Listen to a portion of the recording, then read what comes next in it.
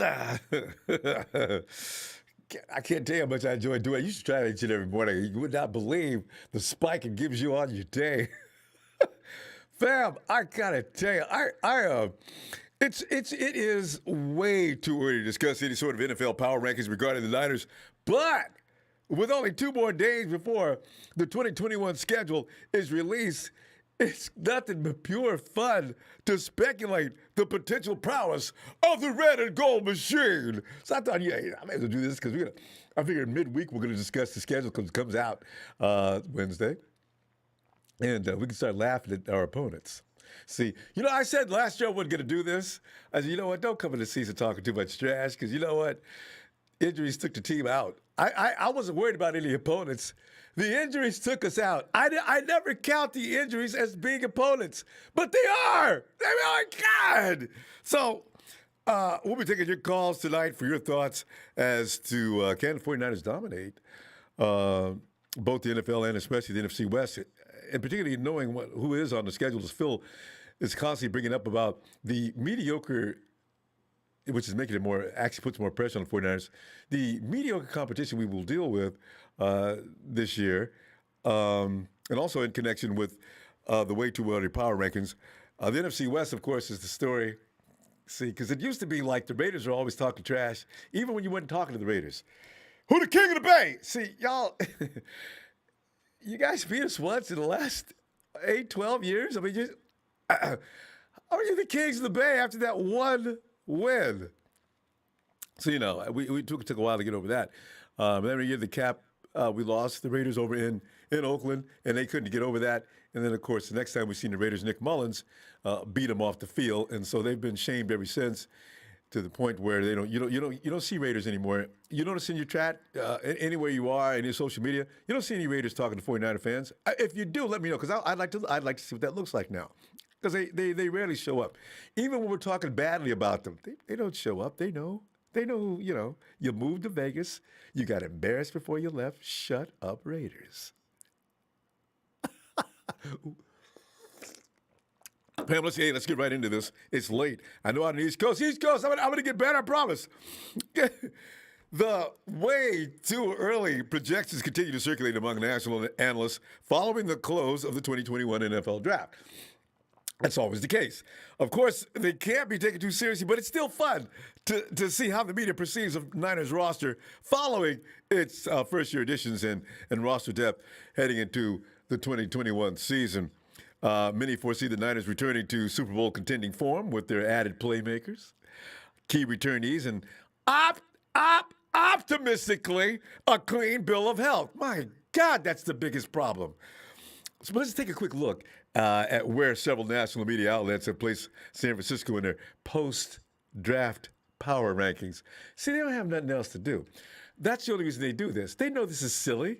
And I know, Ronbo, you're silly for perpetuating it. I know, I'm just saying, It's so much fun. Let's start with SportingNews.com. They rank us at number 5. The Niners should be more dangerous defensively with a much healthier roster and the potential of rookie Trey Lance starting gives their versatile offense a much higher ceiling. Their previous ranking for us was number 8. This must be post-draft. Fox Sports ranks us at number 6 currently. The Niners fortified what they're already really good at, O-line, run the football. To me, that's about empowering Trey Lance. If he eventually plays this year, they went and doubled down on their O-line, which was already good. Was it? They doubled down on the running backs, which were already strong. Boy, I go with that, boy. Good God, we're going to be running. What if I heard that? CBS Sports 6. Even if it's Jimmy Garoppolo playing quarterback, the return of healthy players makes this a much better team than a year ago. Trey Lance might wait to play. Previous ranking 24. CBS Sports ranking us 6, jumping from 24.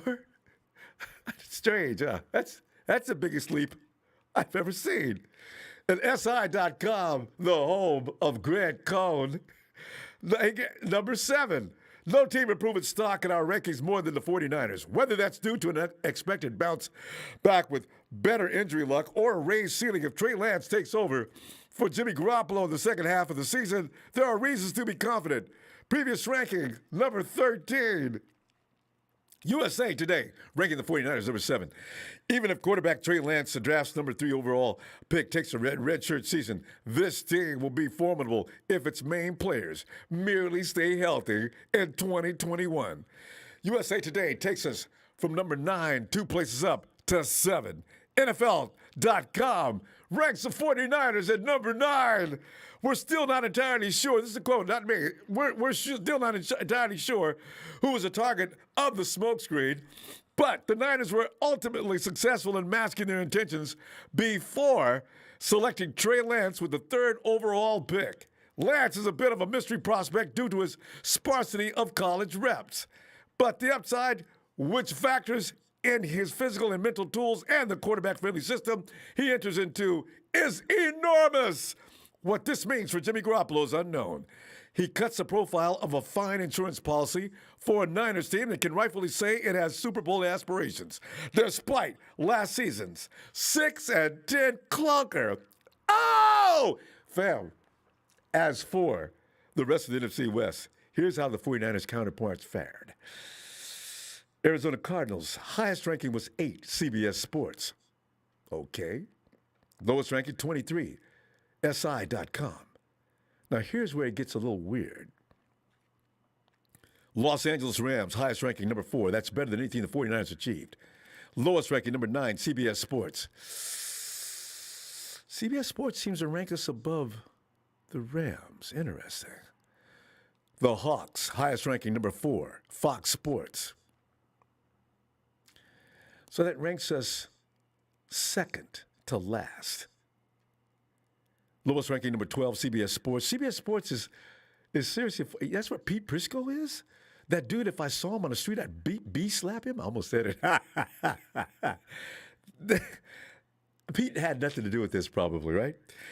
But fam, the Rams are seen by many as being the cream of the NFC West crop. Chime in on that. Rudy, boy, if that... Oh, man. But I do ask, is this all about Matt Stafford in L.A.? Could the Rudy be right? Is Stafford the Messiah? This is what I don't know, maybe. I don't see it, though. I mean, I realize that Golf but Golf had some great moments. I mean, we'll see.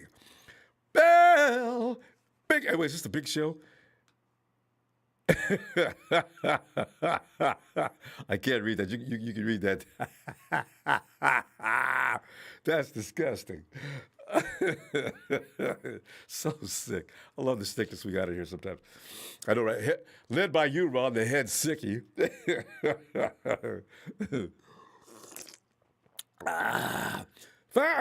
me get the phone right quick here, fam. Because this is going to be a fun subject, I can imagine right now. Chill. Phil, get in there and explain to me why Ronbo, it's starting to become an epidemic. Go ahead. I'm sorry. Go ahead. I knew as soon as I said about the Niners being behind the Rams in the NFL.com poll that you'd look it up. And I saw so I had to jump all in over right the away place. on this one. Jesus Christ, oh, I'm mad. Boy. Here's the problem. These guys rank it based on last year's record for most part and who you have at quarterback, right? And so obviously we were so injured last year that but we still were 500 in our division. So I mean, even with all the injuries. But if you look at it group by group, I look at us against the Rams. Our offensive line is light years better than the Rams. They lost 2 guys on their offensive line. Their offensive line was BS to begin with. Is Whitehurst coming back? How old is Whitehurst now? You mean am I right? Not Whitehurst. It's Yeah, you got the first letter right, Whitmer or whatever. Yeah. Anyway, the left tackle. He's 40 years old. 40. How do you play that position at 40? I think Nick gets his way with him. Nick says he has to drag you down to the ground move that is really, Nick's never seen anything like it.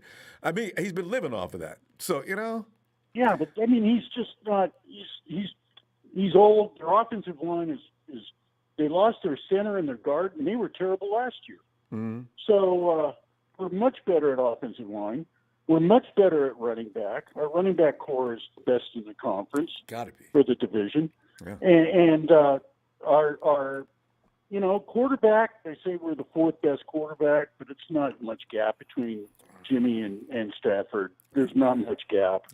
And when you take in our wide receivers, our starting wide receivers, tight end, we're better than the Rams. Yeah. Our starting wide receivers, I think, are better than the Rams. Mm-hmm. They have a little bit more depth at wide receiver than we do because they got, what's his name, the fast guy from Philly. Whitworth. I had his name. Big Show says Whitworth. Yeah, Whitworth, yes. And did they lose any of those wide receivers? Those guys have been together for a while. I'll give them that. Well, but Stafford hasn't been together with them. Cooper Kupp and Woods. But they added we a shut speedster. down Cooper Kupp. We I know, right? put As long as K1. He owns Scoop. K1 against Kupp, and he's just non-existent. Nothing. And the other thing is when you look at defensively, our defensive line is better. I think their corners are better, but our safeties are better than theirs. Yeah. They lost Johnson, who was a very good safety. Yeah, that's so. A big difference. And they lost one starting corner, but I still think with Ramsey they got the edge at corner. But other than that, our defensive line is much better. Even though they got Donald, they lost their nose guard, Brockers, and their other defensive end isn't that good. Yeah. And so I think they got Leonard Floyd as a pass rushing linebacker, but I think our linebacker crew is much better than theirs. Yeah, especially since we got Ebicom. Yeah. We got Ebicom now that can play the Leo weaker than them. Yes. with Greenlaw and our middle linebacker. Mine stoppage, but you about Fred? Yes, Fred. Yeah. Okay. So our linebacker core is better. So what do they got? What have they got? They got two players on their defense that's great. Donald and Ramsey. Yeah. But they really don't have to stand out on their offense. Yeah. And they I got think McVay running Seattle, things. Yeah. So Yeah. But I think we got a better coach too. I agree with that. And then you go look at the Seattle. You've got Wilson at the quarterback. Yeah, he's great. And you get DK Metcalf at the wide receiver. But other than that, their offensive line stinks. Yeah. To the point where Wilson was basically threatening to hold out if they didn't improve it. And they did nothing to improve it. Their defensive line isn't that good. They got Bobby Wagner in the middle, but their outside linebackers are bad. And they lost another one, too. The corners. What's that, All-Pro? Anyway, he left. Yeah. But their corners are cast-offs, okay? Reed and Spoon. Those are their starting corners. Yeah. So, come on, man. Where the Hawks These people? guys are not better than us. You guys come on in tonight, all right? If we're healthy, there is no doubt in my mind we are the best team in the division and possibly the best team in the conference. You got Tampa Bay over there, but I don't see Green Bay beating us. Yeah. Even with Aaron Rodgers, I don't see Green Bay beating us if we're healthy. I just don't see it. Green Bay is such turmoil right now, so we wonder if they can focus on the season. Phil, good stuff. They got Spoon over there pointing out in the corners. We've got a last place schedule. I know. So that's 3 wins that we're going to have over the rest of the division. I love it, Phil. So come on.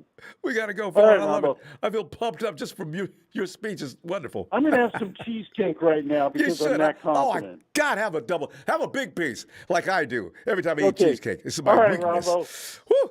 All right, Phil. Have a good night. Enjoy that cheesecake. All right, Ronbo. Later. Later. Bye. So Phil's gonna go ahead and have some cheesecake in celebration of the cheese town called Green Bay having some issues. Aaron's getting offered a bigger contract. What are you guys gonna do with Jordan Love? Hey, Dre. And by the way, there's Joseph Smiley now. By the way, Dre, wait. Let me invite Rams fans and Hawks fans. If you have anything to say on your defense, this is one night we don't mind you coming in, being rude and bad-mannered as you always are, and have some things to say.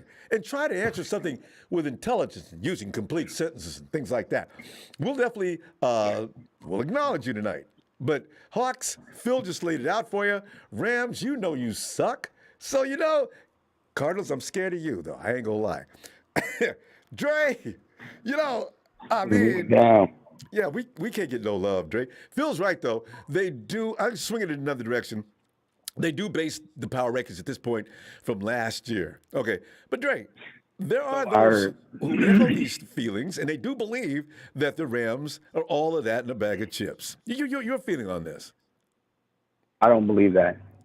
We kicked their ass last year all clear across the field with the backups. With the backups of the backups. Yeah. These are the third strings, the practice field guys. Yeah. That's how banged up we was. And they want to sit back and compare us. If anything, they should be, you feel me, giving us the glory that we deserve. Give us some respect. Damn it, we just came from the Super Bowl. Last year we were hurt. Come on. Badly hurt. They give us the respect that we deserve. Even give Jimmy the credit that he deserved. Damn it, if it wasn't for some of them touchdowns he threw, we wouldn't even have been there. Yeah. So, you know what I'm saying? So give us respect. And I say let them do what they do, like Richard Sherman said. Let them do what they do. Say what you say. Make sure you own that and make sure you remember that. Yeah. At the end of the year, because you remember everything. Yeah. Because we're gonna remember you. Yeah. I take receipts. In that one. I go back and tweet them up every year. Couldn't do it last year, but I had a field day the year before. oh yeah, I'm finna camera shot some things tonight. I'm finna get on there and camera shot a lot. They gonna hate me next year. Oh, God, I tell you. This is an ongoing thing because in the division, we're going to have our worst competition. And the schedules is something that we're probably going to roll through, provided, of course, as usual, if we can keep our bodies on the field. Beyond that, I don't see why the 49ers should be challenged with experience and guys we've had together for a long time. We're going to play fast, Dre. We're going to know what we're doing. I like our chances. Revenge tour might be back on. Oh, the revenge tour is on. Oh, it's on. And I was trying to look up some things about the receiver core. That's the only thing that kind of got me nervous. Yeah. Just the last time I called in, I had to do my homework. Yeah. And I'm like, oh, shit, damn. Wow. Oof, Jesus. Please, Jalen Hurd, come back. Dre, you know man, what? Though? I'm really counting on him. Yeah, I know. I have a feeling he is because true, but the thing is, I do think that Shanahan's going in another direction this year. There's going to be an emphasis on the run. I think it's going to be a little above the passing game due to the fact that we don't really have an elite core of receivers. We have good receivers. We have young receivers. But the thing is, Shanahan knows if he diagrams a run game to pulverize teams, we can pass. You got George Kittle, you got Debo, you got Ayuk, those guys are good. They're really good, especially Kittle. So we're still going to be able to balance an attack. I said that same thing. Same thing. But my uncle said I was crazy. I said, I want to see how crazy I am, but I don't know. But I'm a little nervous. But I'm really thinking that we're leaning more towards the run because he was a more run first, run first offense when the Super Bowl year. Mm-hmm. And look at all those guys he brought in. You got Sermon, you got Gallman Jr. Why you guys are stacking an arsenal of running backs. These guys are tough. Sermon and Gallman alone are going to hurt people. And then you look at our other running backs, Mostert's going to speed rush people to death. This is the combination of assassins on that running game that you can destroy a team, depending on what the defense has to offer. If they're weak-kneed sisters, you run Sermon, Gallman at them. If they're slow, Mostert will tear you up, right? So and Jeffrey Wilson Jr., a combination of everything we got, it's ready to roll, fam. I can't wait. I'm finna be there, Ronbo. It's the first time I'm finna be there at the stadium, the new stadium. I went to Candlestick, but it's finna be the first time I ever went to the Levi Stadium. First time ever.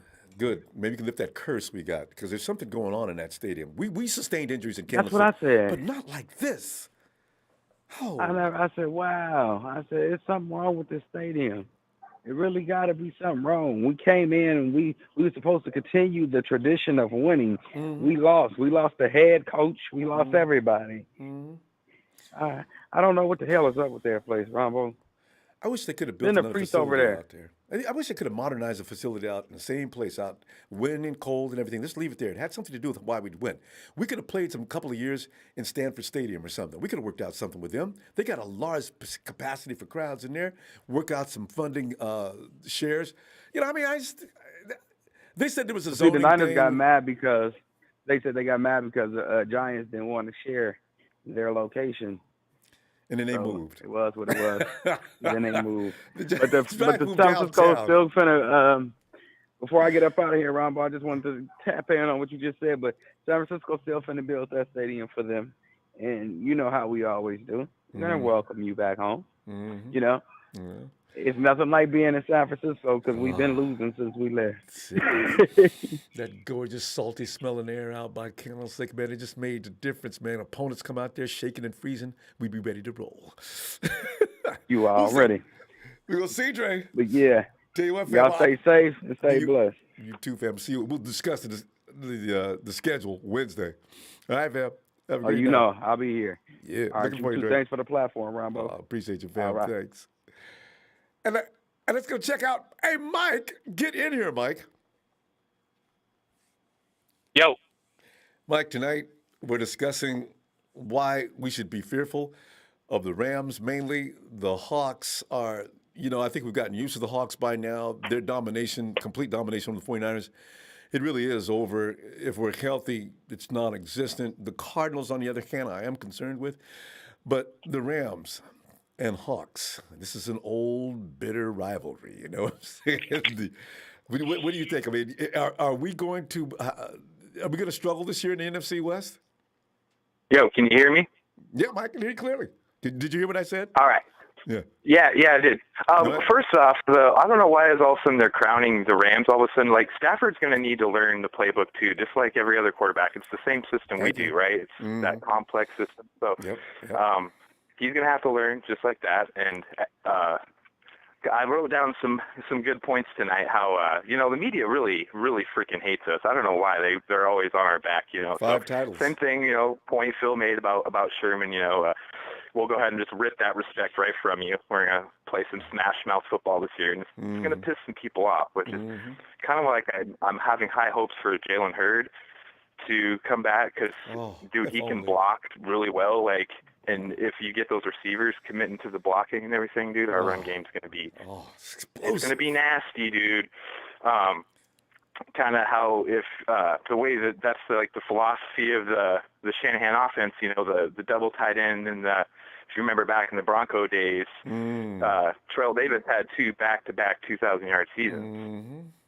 And that's why he's in the HOF. And he's the 6th-round pick, dude. Yeah. So that's I see kind of what Shanahan's trying to build, just a bit more with multiple guys. You get 3 guys all with 500-600 yards. That's pretty good. Mike, pretty good season. Let me just ask you a question on that part right there, though. I was concerned about the tight end. Now, Charlie Warner's a great blocker. Do you incorporate him a little more this year? Last year, it was all about Jordan Reed. In the beginning, Reed goes down to injury. I need to know exactly what you just amplified on. Am I going to get a couple of tight ends? Because George will take care of himself for sure. But is Charlie Warner the guy? We got Ross Dwelly.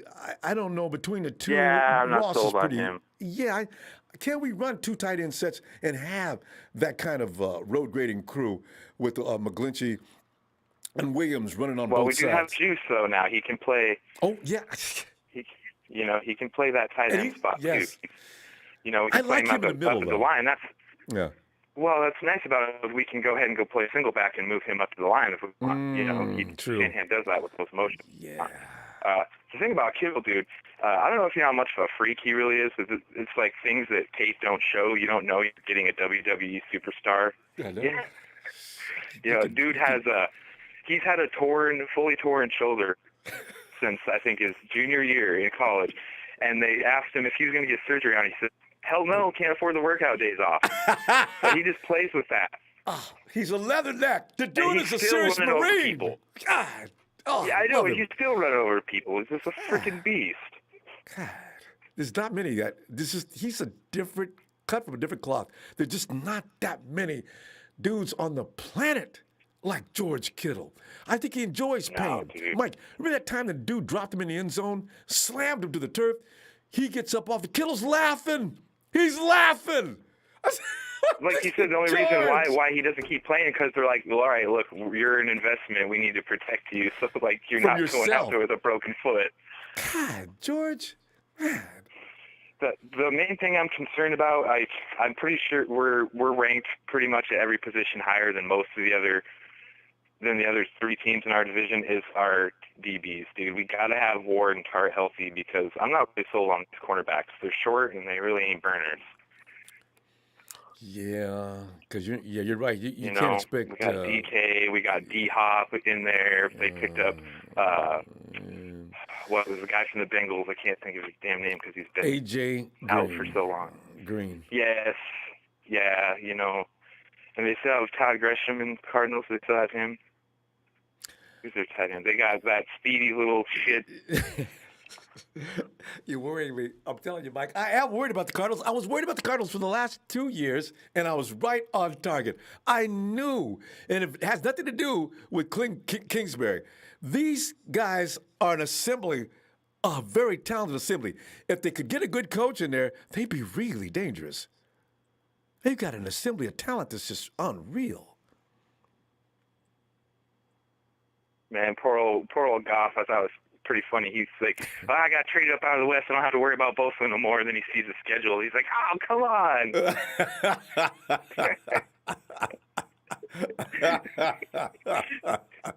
Jared!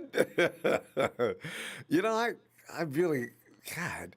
Well, it's not getting much better at the quarterback position. He can't, he's a little tougher. He's like George. He plays with all kind of injuries and everything. But Stafford's going to get beat up, too. Especially if you're not going to have a better offensive line than that, the 49ers are going to eat like crazy. It's going to be like a smorgasbord out there.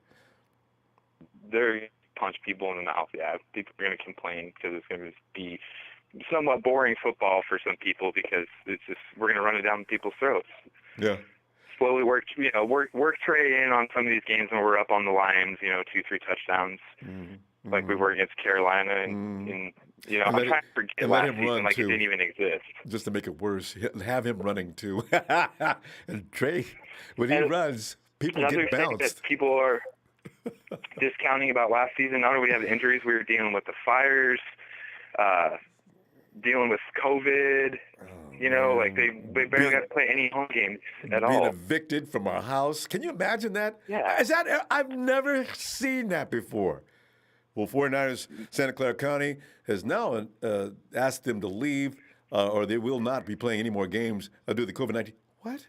Wait, are you guys serious? Well, what are you going to do? They're going to move. I'm curious to see what East Coast 10 o'clock games we get this season. I know, right? We start the season. We have to deal with those long travels too. Yeah.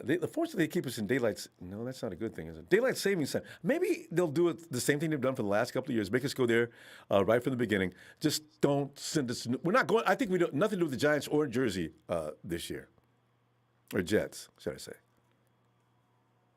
I think. Did somebody say that the other day? We don't have to play in that stupid stadium again. I don't think we played Giants or Jets this year, do we? No, we don't. Mike, we're running out of time. Mike, I'll see you Wednesday. We're going to discuss the schedule. We can really get this down, answers to that question. All right? All right. All right, Mike. Well, one more thing I want to bring up, cool thing about Montana. That's where. Okay, you guys, production's going to cut us off if we try to extend too much beyond time. Mike, save it and bring it to me Wednesday. All right. 49ers Ultimate Report. And John, a healthy 49ers will be scary versus the NFC West. If only, Lord, please take that curse out of Levi's. Thanks, John. Renzo. From North Florida. Yes, he is. Rizzo's proud of it, too. What's the weather like out there? Oh, man, it is lovely, man. I knew it. Summertime takes on a whole new meaning in Florida. Florida and L.A., boy, yeah. It's ridiculous. Yeah. Hey, Renzo, man, I tell you what, man, it's the NFC West. And this time, I don't want to see no fumbling around and falling down the last place. I don't want to see none of Rudy's little drop-offs with his little stupid notes about, hey, last place Niners. How's the weather down there? You see, what I want to do is explain to him how he continually, no matter how bad we are, we raise up to whoop L.A. each and every year. That's why you don't see a lot of Rams fans running around in here. Now, the Hawks fans is another story. They're shameless. No matter how many times they go to the playoffs and leave in the first round of the playoffs, they still feel they have license to talk trash. So, Renzo, with that being the case, the 49ers were legit. If we're going to the playoffs, we're not going in there to leave anytime soon. So, Renzo, with being that feeling, man, I mean, Renzo, do we need to be worried about the NFC West? We could always be worried. I'm just being real because it's so competitive. Yeah. It's so competitive. Agreed. And with the Rams, they're looking at what can potentially happen. They got a good receiving core, and now you done bought a gunslinging quarterback. That's what I feel like they're looking at. A quarterback that's going to throw the ball a lot. Yep. I don't see them being a run-heavy team because Matt Stafford likes to throw the ball. You see this man throwing for 4,000 yards every season like it's nothing. He's got the ball on every play throwing it. Yeah. Yeah, so and the only way you're going to really compete with them, you got to have a good defense like corners and stuff to shut that crap down. Because Matt going to throw the ball. And which I think San Fran, we smart enough to know what we need to do. He's going to be in a hurry, Renzo. He better be in a hurry because his offensive line is just average. You can't stop that rush with an average offensive line. So he better hurry up. You can throw all he wants to, but you better hurry up. See, he's coming to a whole different beast over there. He's coming to it's a dog-eat-dog world in the NFC West. We already know. Mm-hmm. He's coming to a different situation, I don't know if he's ready for it, but he better get ready. Which I hope he ain't ready because he ain't on my team. He had to deal with the Vikings and the Packers and the Bears. Now, the Bears are ruthless, brutal. The Vikings aren't bad, but they're not real scary. Green Bay looked pretty good last year, but they didn't look better than we did the year before. Anyway, they got a pretty good defense. They got the Smith brothers. But you know what? I don't think what's he going to see from the Cards and the 49ers. It's going to be a whole different story. Yeah. And too, man, I'm just ready to, I ain't going to lie, man, I'm ready to see what Trey and Jimmy going to look like. Because, Jimmy he got a little young man behind him that's going to be hungry and ready to get this, how we say, transition of powers. Yep. Ready to change the guard.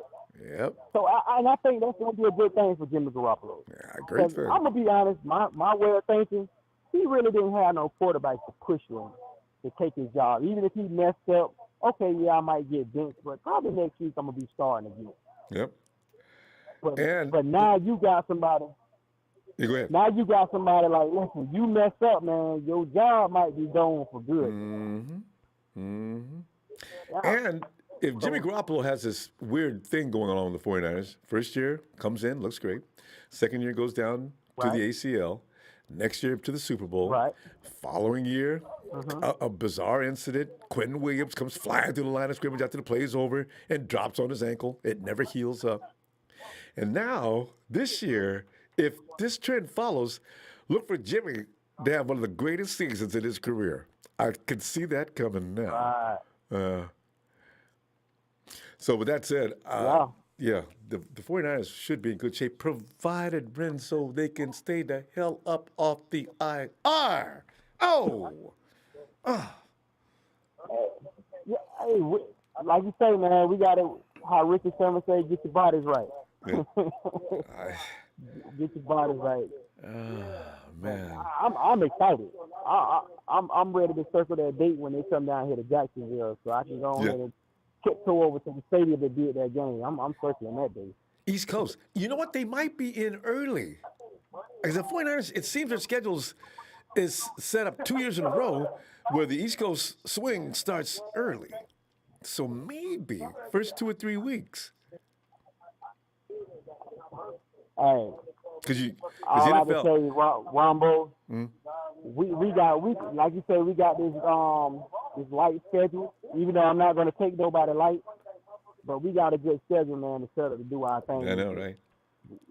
It's set up, man. I like it. You're right. You're right, though. Don't take anybody light, but still, it's definitely a light schedule. Renzo, we're going to go, Renzo, and be ready to discuss that schedule Wednesday so we can start talking about 14-3 or 15-2. All right. Okay. Oh, also too, man. Friday, this is the birthday week, so if I'm not here, hey, I'll be at work chilling. All right. On my birthday, so. Oh, that's right. Hey, Renzo, is your birthday Wednesday? Yeah. No, it's Friday, the 14th. Oh, okay. We're gonna get it. All right. All right, fam. Good old 38, Ronbo. Good old 38. Lord will, man. There you go. All right. Looking good. All right, fam. I'll see you Wednesday, though. All right. Night, Renzo. Yes, sir. All right. Peace out. Steve. Oh, okay. Very nice. Rolling. Niner by nature. This is fam. Trey Lance starts week 1. Some people think so. I can't see that happening. He's got so much to learn. We'll see. Maybe. I mean, nothing's impossible. But thanks for the contribution. Hey, Steven. Steven.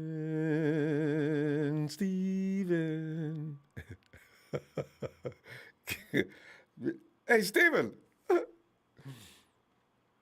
right, is it?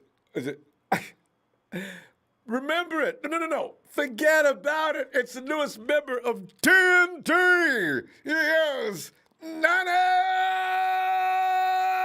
Mike. Forget about it, Ronbo. Forget about it. What's going on over there? Mike, we're looking down. You know how these reporters and media people love to do? They'll piss the 49ers off.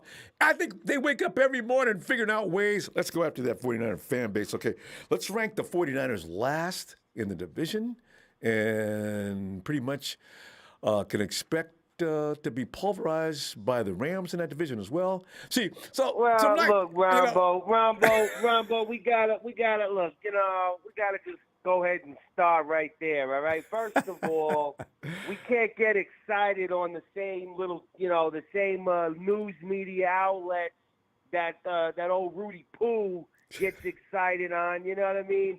And what's the other guy, the Sea Scum guy that always comes in here? Oh, they got Seahawks Rain, and you got my favorite guy, Seahawks Joseph Smiley. Rain, yeah. If I could just be driving down the street in a truck and Smiley's in a crosswalk, God, that'd be such a wonderful thing. Well, I gotta tell you, maybe Seahawks Rain on my balls, Ronbo. All right, on my friggin' balls. I ain't worry about it. He's on football. Here's the thing. Here's the thing, Ronbo. They could say all they want to say, but we already know. All right, we already know. They're all look. The Lambs are a bunch of friggin' bums that couldn't figure out how to beat C.J. Beathard and Nick Mullins. All right, and Sam, they can have Bradford all they want, all right? All they want. Matthew Stafford, whatever the frig his name is, they can have them all they want. Because at the end of the day, their offensive line is going to have no answers. No answers. They're not going to have answers for Nick Bosa and Armstead, let alone if the wild card shows up and we got, D Ford out there on the other wild side. card, I love it. That's and then, right. And then when we want to give each of those guys a breather, we're gonna send that the Epuban or whatever the frig his name is, the guy that we got from the Lambs. We're gonna send him in there to go beat them up. You know what I mean? Mike, let's change his name to the F-bomb. I like that. Well, whatever his name is, Ronbo. You know, all I gotta say is this, right? We got a defense, when healthy, is arguably the best defense in our division. Period. Point overall, blank. exactly. I don't give a shit how many of the cast-offs and the leftover pieces that old Pete Keebler Elf over there tries to gather up in his little basket. You know what I mean? I don't care how many of the guys they get from our team, and they try to, you know, make it seem like they're like us over there. They can do it as much as they want. It ain't gonna matter. It ain't gonna matter at all. And as far as the Desert Birds are concerned, let's just be honest, to call it what it is, all right? They're one injury away from the little rugrat they got running around back there, the little mouse. They're one injury away from him, and that's it. And it's a wrap for them. You could forget about it because he's the one that makes everything go for them. True. All right? The offensive line already blocks like freaking garbage. All right? Yeah, that's why the little prick's got to run around for his friggin' life every game as it is. All right? You know what I mean? It's like watching a Tom and Jerry episode back there when Kyler Murray's got the freaking ball. You know, he's running around back there, Ronbo. Especially with DeForest Buckner or Eric Armstead, Jason. It looks exactly like Tom and Jerry.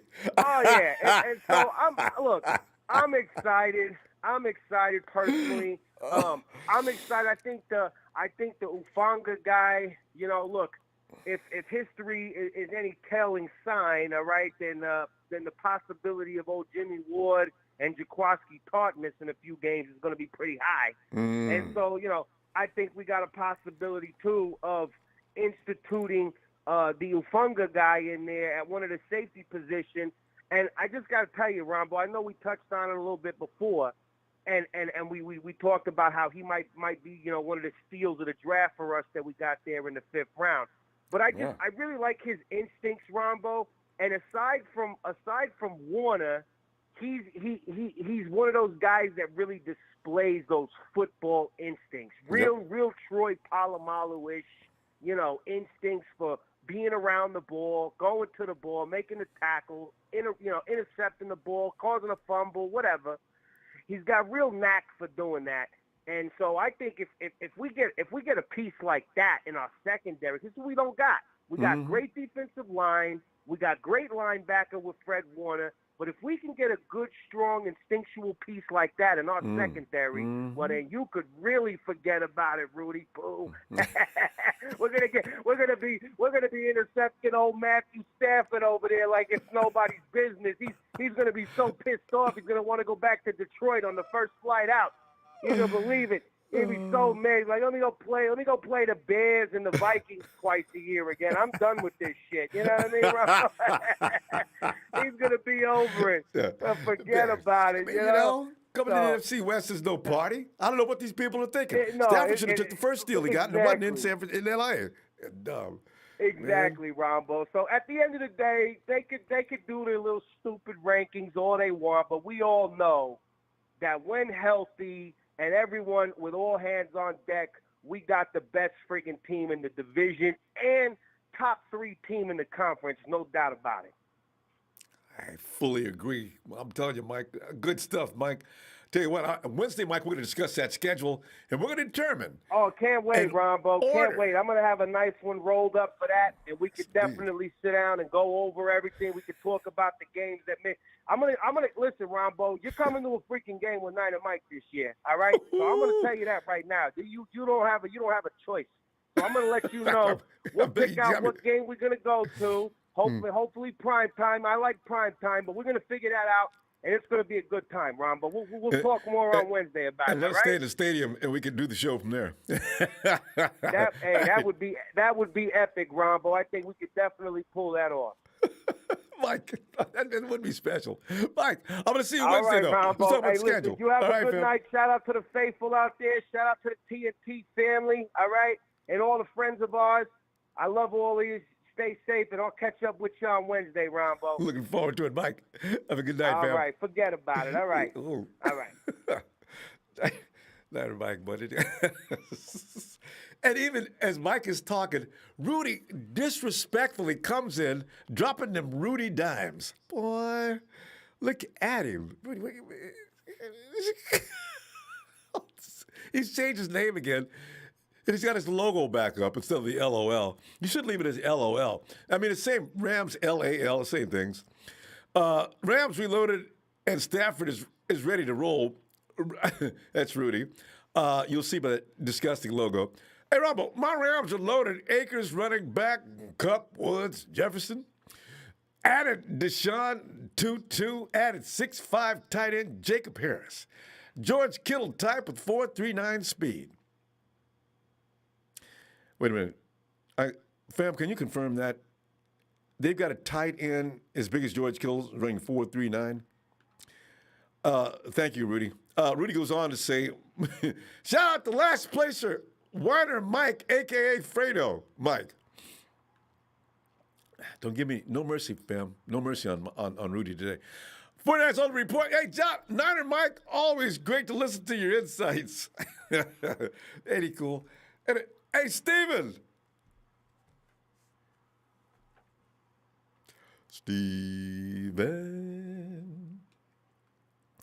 Steven Santana.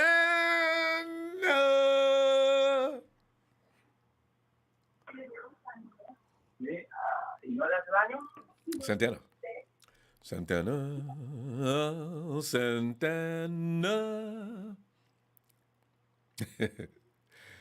Santana. Joseph Smiley, you know good and well you're in trouble. Hey, let's go back to Santana. He's probably not. Hey, Hank.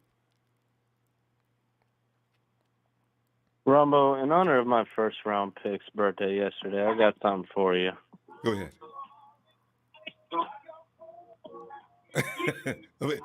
Hank, we got to Hank, we got to be careful of playing tracks because they get on us about that. But Hank, you know, Hank, bad, Ronbo. Yes, how you birthday doing? boy. Birthday boy is 21. Hank, doing great because Hank, I'm looking forward to the schedule coming out. It's like Phil's been pointing out for weeks. Our schedule is watered down this year. So we're under a lot of pressure not to go in there losing to teams we're not supposed to. You got to beat the teams you're supposed to beat. I can see our guys, first few weeks are fired up. They beat teams to death. And then all of a sudden they play a weak team and lose because, you know, your adrenaline flows a little less high volume when you're not inspired, right? So I'm a little concerned. But, you know, the NFC West is what I'm really concerned with. And, you know, our housemates, they come in uninvited with no guest pass or ID. They get in our chat and start running, talking really rude stuff the entire time they're in here, right? So it's going to be fun to look at them midway through the season. So remember back in May when we told you guys that you were definitely subservient to the San Francisco 49ers? Know your role and shut your mouth. I can't wait till that time comes, Hank. Are we going to have that Ronbo, time? one thing about me is, you know, I got nothing but the utmost respect for you and your program. But I gotta gotta lay this out for you. What is with this concern with the NFC West? Last I checked, we swept the Rams with backups. Okay. Mm-hmm. Last I checked, Pete Carroll got every former 49er player on speed dial, so they don't even hit the free agency market. They go straight to Seattle. All right, they get nothing but our sloppy seconds, and that's fine. Trust me, I can't wait till Debo makes Akello look like the fool that he was when he was over here, getting his ass burnt out week after week. All right. And so as he runs by him, he says, "Hey, Spoon, how you doing?" I mean, Kyle is gonna expose Spoon for the bum that he is, and I got I got nothing. I got no respect for players that go to the Seahawks. Go anywhere in the NFL. Don't go to the Seahawks. All right. Hank, so number one, they got problems. Add to that, Hank. Spoon was hoping to go to the Hawks in the first place. I remember that in his first year. And that shows you how smart he is, Ronbo. Yeah, you know. That shows you how smart he is. So, you know, all I gotta say is, you know, the Rams backups, third stringers, whatever, they can't beat us. All right, I got an undrafted free agent handling Aaron Donald, like he's a college player, all right? So I'm not worried about the NFC West, Ronbo. I really am not. Now, be honest with you, the only team I could stand in our division is the Cardinals, all right? I don't got nothing. I don't got nothing against them because I'll tell you this, Kyler Murray, man, I got to give it to you. You know, if it, you know, I was asked a question the other day by my coworker. He said, if you could have one quarterback in the NFL right now, who would it be? My answer was Kyler Murray. All right, the kid is a stud, and you know he's working with what he got, and he don't got a coach, he don't got a defense, and you know every year they get better. So the Cardinals, whether anybody wants to admit it or not, they get better every single year. They worried me from year one, Hank. Yeah, I don't like dealing with him. He's too small and he's too quick. It really makes it difficult for the defense. We got him, but we got him last year, though. They came up with a plan. It worked well. Kyler was under siege from the first quarter to the fourth. I was so impressed with that defense last year. We stopped with the big guys and started racing toward the smaller, faster guys. And Kyler got corralled. Hank, laying down in the dirt, crying, had to leave the game. 49ers did that to Kyler Murray. I was, what? Really? We finally got this figured out. Good.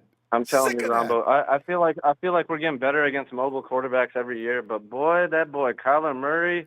When the Cardinals drafted him, I said one word, Ronbo. What? Shit. I know. I said, God dang it. I said, come on. You know, I said, anybody but him. It's like Mike pointed out, but every time we play him, it's like Tom and Jerry. You can't grab him.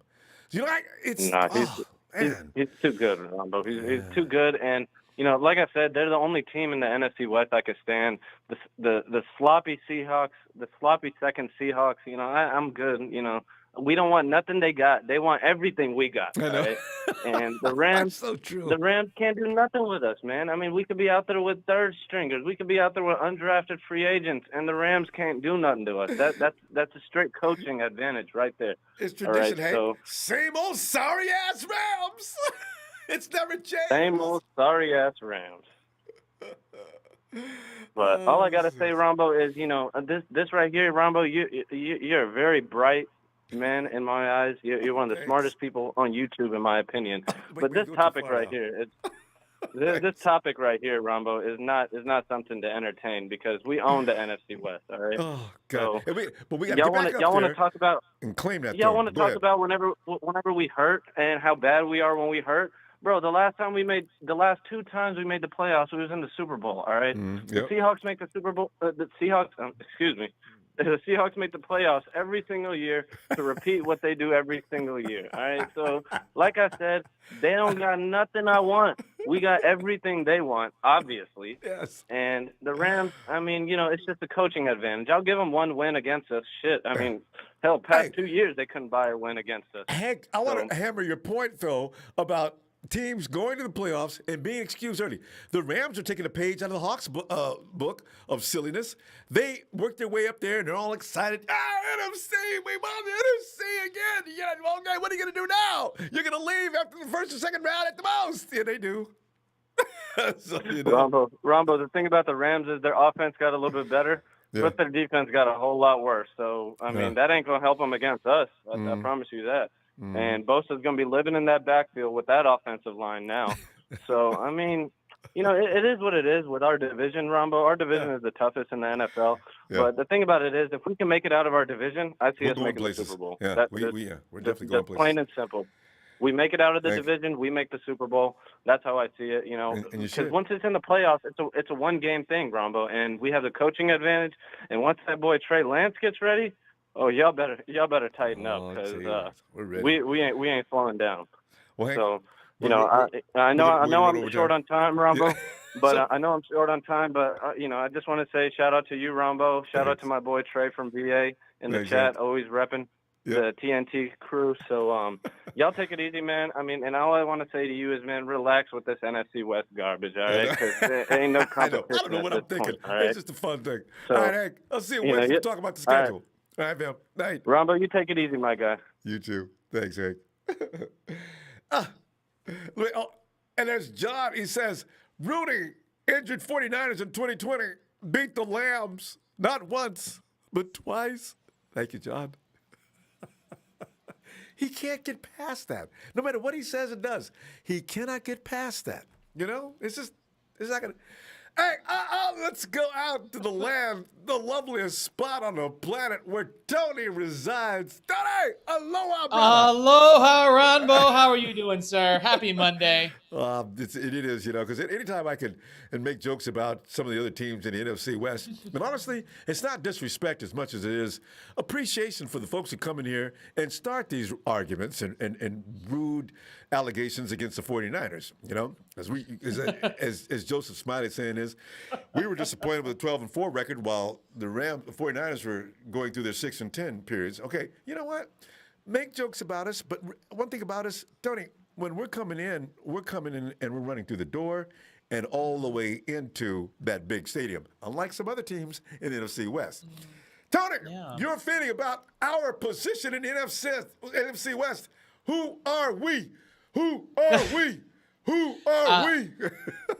Well, the NFC West is, I think, the most competitive division in the NFL, which is a really great place to be because what does the Bible say? Iron sharpens iron, right? So I think whatever team comes out of the NFC West is going to be one of the Super Bowl favorites just because of how brutal that division, frankly, is. But looking at the 49ers roster and then comparing it with every other roster in the NFC West, I got to say, pound for pound, Niners definitely have the best and most well-rounded roster out of any team in the NFL. And it's not only full of talent, but we are deep, and it's as pretty much as well constructed as it was going into the 2020 season. So I'm expecting big things from this team. And if we run down the list, Seattle, I don't see them being vastly improved from last season. The defense added some pieces, Seattle did. They picked up Kerry Hyder from us, and they re-signed Carlos Dunlap. And they got Spoon from us, which actually I think is a pretty big deal for them, although I don't think it's going to affect us when we play them very much. It's going to be a bigger deal when the Seahawks play actually both the Cardinals and the Rams, because I think we know our receivers are the kind of guys who can beat coverages regardless of the height, weight, speed advantage that Spoon might bring. This will got Jamal Adams, and of course that patchwork offensive line that the Seattle Seahawks have and Russell Wilson. So and Russell, I don't know how happy he is. So I like the Seahawks, but not as much as the 49ers. Arizona Cardinals, I think they have coaching issues. You pointed out earlier they have a lot of talent on that team, but I just don't see them as being very well coordinated. Yeah, and we'll see what AJ Green has left in the tank. I think that's interesting. They got another speed receiver, but just looking at the way that Cliff Kingsbury was having his wide receivers run routes last season, I think they led the league in 5-yard curls. And when you have DeAndre Hopkins on that roster and all you're doing is running him on 5-yard curls, why are you doing that? Makes no sense at all. So it'll be Cliff that does that team in more than anything else. And then we get to the Rams, who didn't have that many draft picks this year, although they got 2 from us. They did draft that nose tackle who was my draft crush in Bobby Brown III, who I am worried about, especially when stacked next to Aaron Donald. That being said, they're still top heavy. They still got their big 3, and who are honestly at this point kind of they're beginning to get long in the tooth. I mean, Stafford has back issues, so if Nick Bosa comes in there and hits him hard, or Eric Armstead comes in there off of a single block and hits him hard, or who's the backup? Actually, I think right now Trey Lance has just as many postseason victories as Matt Stafford does. So I don't know. And then Aaron Donald plays a high-impact position, and he's starting to get up there in age. And, Jalen Ramsey, I think he's actually the best player on their team, Jalen Ramsey is, but he's one guy. And our receivers, we have a battalion of receivers that we're going to be able to get out there. So all in all, I think the 49ers, between offense and defense, between Bosa coming back, between Kittle coming back healthy, with Ayuk working very hard with Trey Lance this offseason, hopefully Debo gets his injury act together and puts in a full season. We drafted a power running back. I mean, I like the 49ers, and I think that we are, in terms of the roster, the best team in the NFC, and play calling, we're the best team in the NFC West. So yeah, no team in the NFC West I don't think is going to be able to beat us out for that NFC West division crown looking in. I don't care, what people say. The Rams are the next best team, I think, and they're so top heavy. that any one of those guys goes down, Donald, Ramsey, or Stafford, and they're going to go belly up. So yeah, bring it on. I think the Niners are going to go 15-3 next season, and Super 14. Bowl baby. Yeah. Oh, you mean playoffs? No, You count the playoffs too. Oh, I'm sorry. 14-3. You're right. Yes. So 14-3. What? Sorry, did my math wrong, which is weird. But yeah, 14-3, sir. Because Tony never makes a math mistake. Never. No. If only. Good stuff, Tony. Because the thing is, you figure the 49ers are going to come in with a little bit of a chip on their shoulder. They've had lots of rest since the Super Bowl. And my big thing about teams that always contend in the playoffs every year is a little bit of a recovery issue. And the 49ers are not going to have that this year. Nope. We've got a lot of people that are well rested, especially guys like Nick Bosa. Well, Nick didn't do a lot of resting. He was training all season long. But you look at everybody else on the team that spent a lot of time in the IR last year. The 49ers are coming in fresh as daisies this year, and I like the thought of that. And pissed off. But Bosa's going to unlock all the potential of the defense, and they played well last season. They're going to be better. You know what? It's going to be hard to beat 2019 because that defense was so good with Buckner and Bosa. But I'll tell you something, that defense is going to play so much better with Nick Bosa in the lineup. It's going to unlock everything. Rushing 4, dropping everyone else back into coverage, causing turnovers, giving the ball back to whomever the quarterback is with our weapons. No one in the NFC West is going to be able to compete with us, Ronbo. It's going to be great. Dre's got more experience now. I got Javon Kinlaw. I've got a feeling he comes a little bit to another level this year. So, Tony, I'm feeling good about that defensive flesh, too. I can't wait to see what happens. I agree. All right, well, I'll talk to you soon, Ronbo. I know you got a lot of callers, but I appreciate the venue, and you take care of yourself. Aloha. Thank you, Tony. And same to you. And we'll see you Wednesday for that schedule. We'll have it down in writing, in order. Oh, boy. All right. Exciting. All right, take care. Appreciate you, fam. Have a great day. It's Tony and Shay. Hey, what's up, Ronbo? Shay, I'm looking at the schedule, man. I'm laughing because the trolls running around here still talking trash. See, they don't know what's about to hit. It's like I told Tony, man, you got a team that's well-rested, pissed off about 2019-20, and coming in now to make a statement. You know, I'm looking forward to this season so much. Because, they're mad as we are. Absolutely. Do we need to be concerned? What are we going to do this year, Shay? Talk about it. Oh, absolutely. No, Ronbo, by far, the Niners, come on. I mean, we could start with the Cardinals, right? We could start with the Cardinals. Yeah, Cardinals got a lot of talent. I think they're one of the talented teams, but they still got Cliff Kingsbury as their head coach. As long as that man's calling the plays, they ain't going nowhere. That's 2 times this man has failed to get a playoff spot while being in contention for it, and he hasn't. He in big games, he just chokes.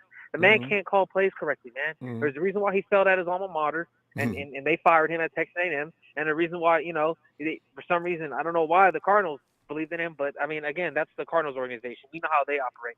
And then we moved to Seattle.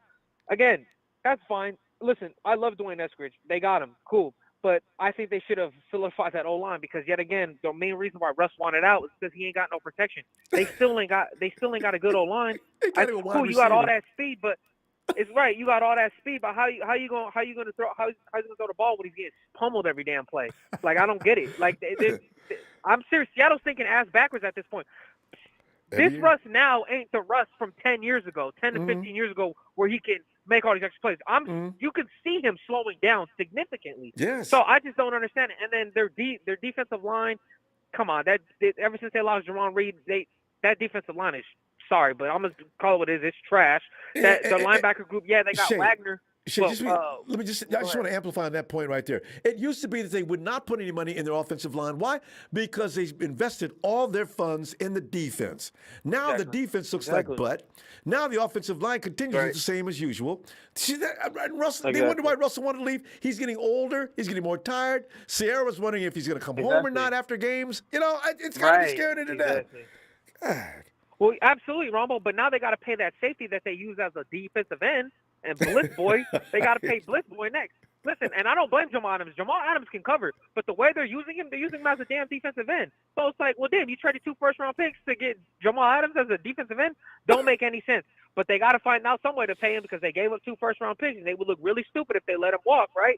Again, Seattle moving in the wrong direction. And then let's get to Rudy's Rams really quick. And this is a direct shot for Rudy. Yes. Rudy, Listen, I understand you coming here. Thanks for, your clown fiesta festivities that you do and all the nonsense you type and the donations. We love it. But Rudy, I'm going to say this, Rudy. It took the 49ers to be 6-10 with George Kittle going out, Ayuk going out, Debo going out, Jimmy Garoppolo going out. Not only did we not have a starting center to start the year, but the backup got hurt. Then the backup got hurt. So then we had to throw in Brunskill. So not only were we dealing with the most injuries from Bosa not even playing for the rest of the year, Solomon Thomas, a rotational piece, being out. I already said Kittle missing time. So it took significant amount of injuries from not only. Oh, I didn't say Kittle. Well, Kittle. No, you missed Kittle. Kittle I was being getting ready out. to have you. Don't forget Mostert. Kittle being out. So Mostert missing time. So it took about a significant amount of injuries for the 49ers to still scrape a 6-10 record, right? And that wasn't because of it wasn't because of a lackluster roster. It was simply due to the fact of injuries. Now you telling me if Aaron Donald got hurt and Jalen Ramsey both got hurt, I'm not even saying the rest of the team, both of those two players just got hurt. You telling me Rams won't look like trash? That defense ain't trash?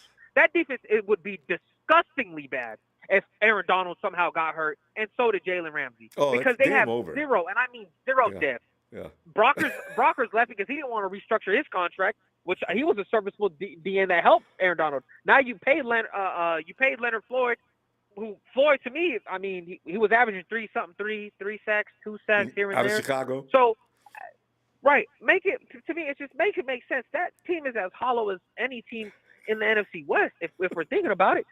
After any of their star players get hurt, there's no backups, Ronbo, because they have no money to pay anybody else because and no they're draft paying picks everybody. for the future. Their spiral is going to get worse every year. And that's the problem. It is. It is a snowball effect, Ronbo. That's why. And the people don't realize that at the end of the day, McVay has proven that he can win. So he will find another job.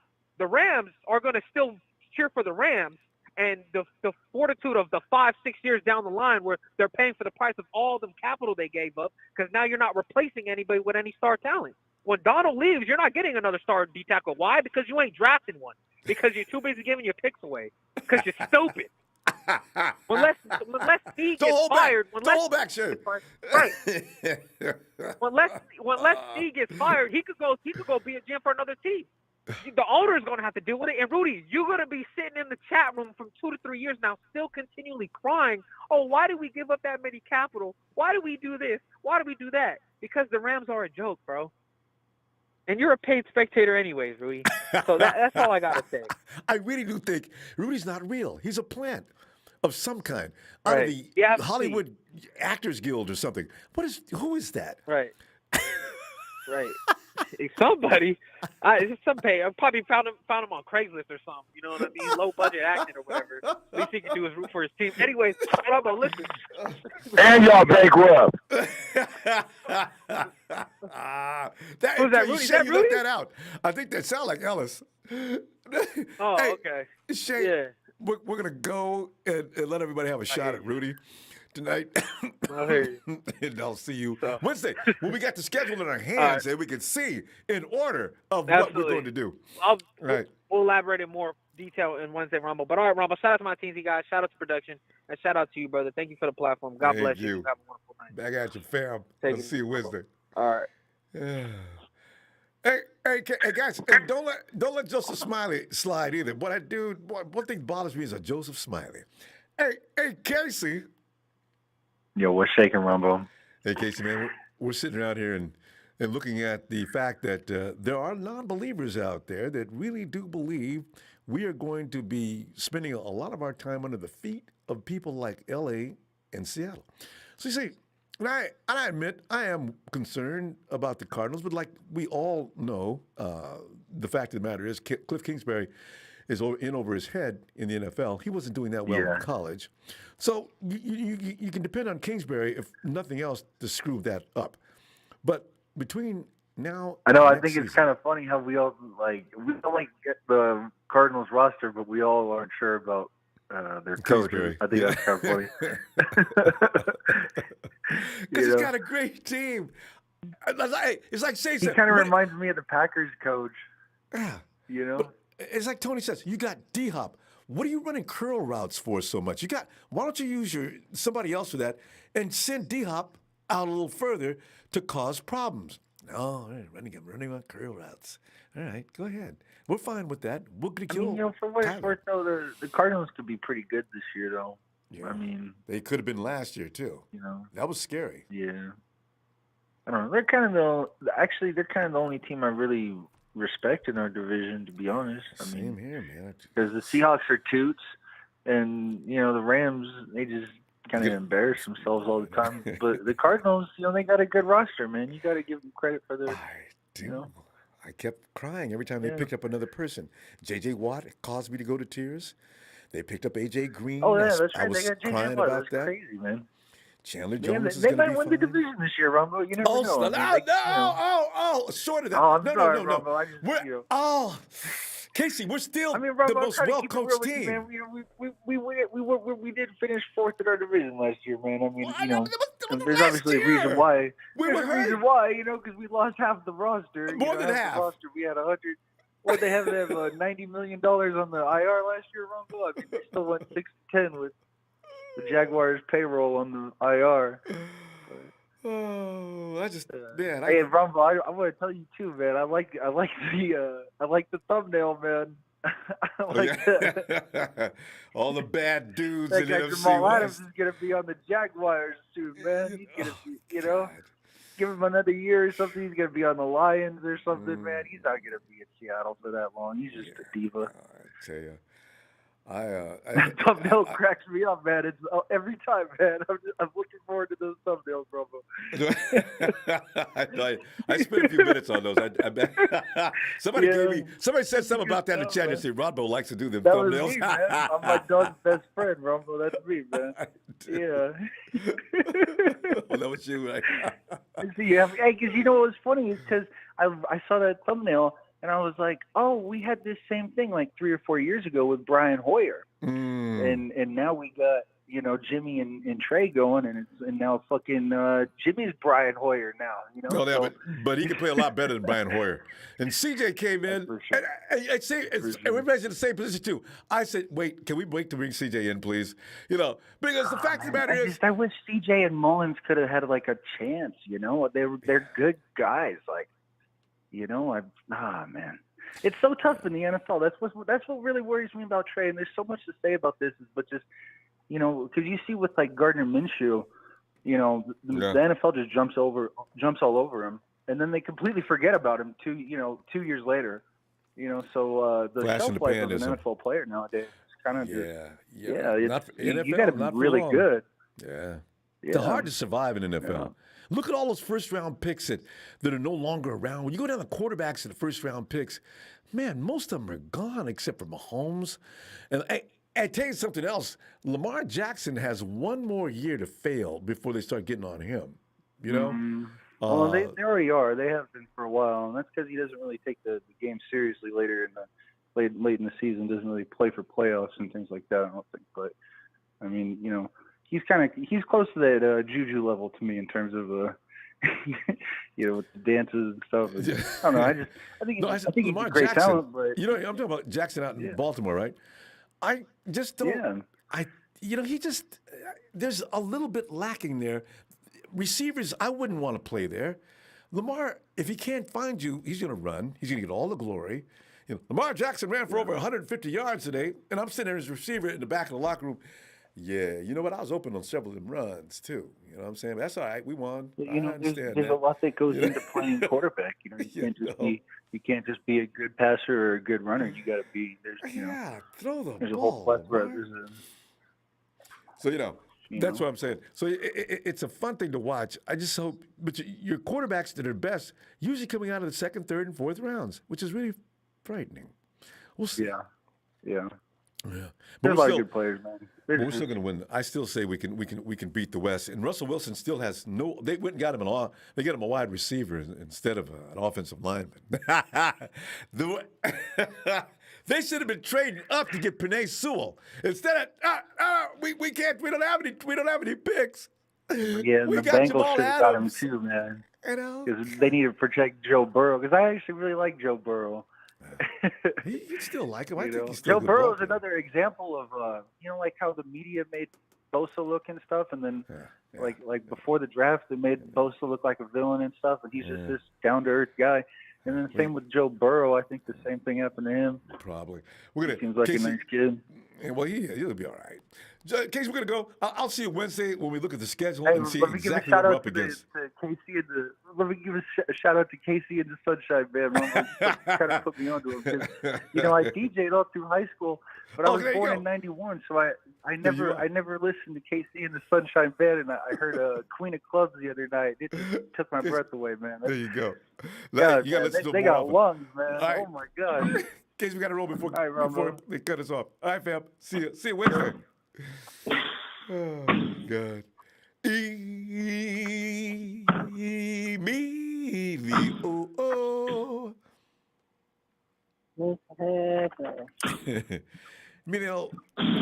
It's just because it's before the schedule comes out, and they've already put out the way too soon power rankings.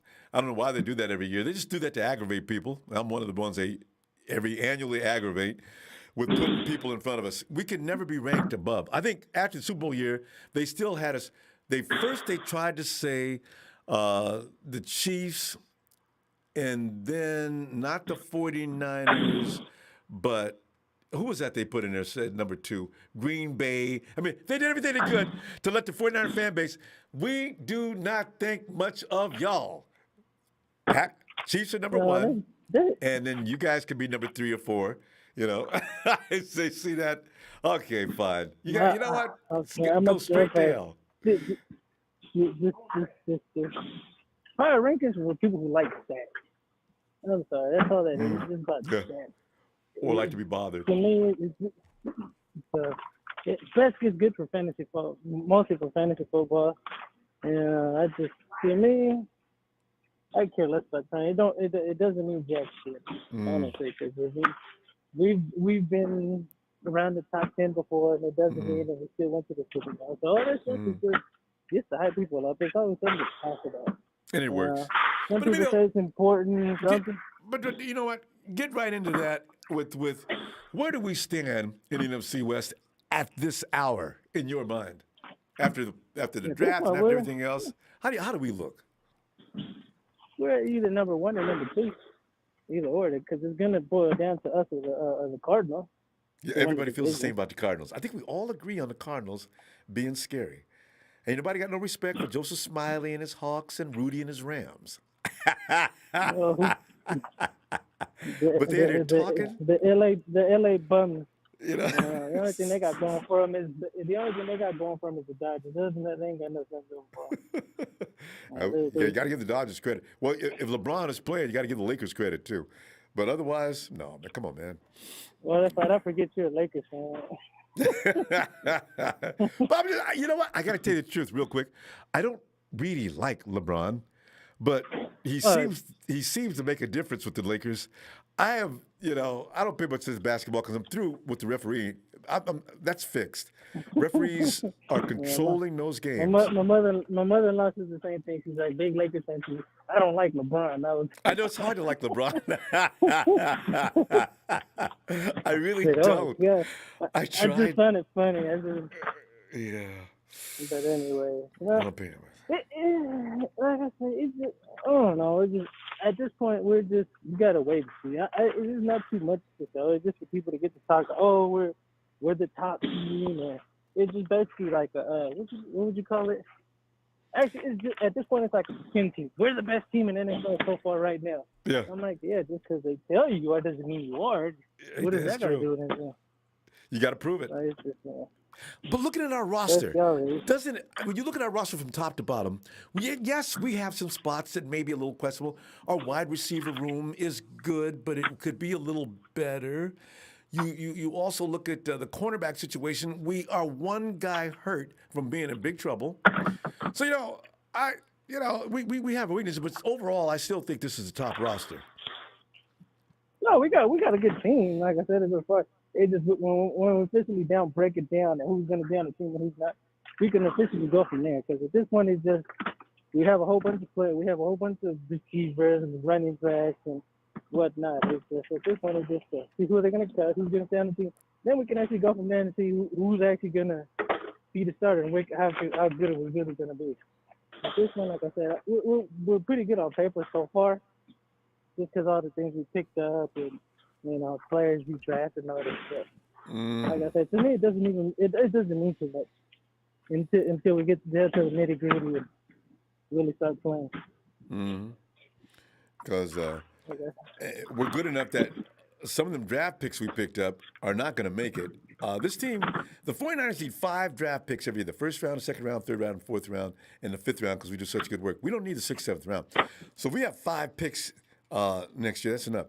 Make sure they're real high-quality picks. Because Shanahan and Lynch, they did clown a little bit. I must say, I'm not going to question them too deeply, but they did clown a little bit as far as getting all them running backs. We could have got another corner. No, we could have, but I think that, as they both said, we basically got players that we kind of think we needed, and we didn't want to draft them. We didn't think they were going to really make the roster. So basically, like I said, because you look at it, it's just let's get the best player. Let's get the best corner available at that time. Them thinking he's not going to make the team. What's corner draft? We should get what we actually need on the team, what we think we need on the team. So that's what they mostly went with this draft. Because we never, when's the last time we had a best player available year? We've never, way back during the Super Bowl run in the 80s, but we could never get the BPA. It's been a while since we actually had one. Yeah. At number 3, it would have been nice if we was in such good position we could have picked up Pitts. Yeah, no, of course. But think about it. We'll put it like this. Put it like this. Let's say we didn't get Trey Lance and we took the number 2. Maybe we could have got Pitts and got the best player available at that point. But we at this stuff it was more of need. Yeah,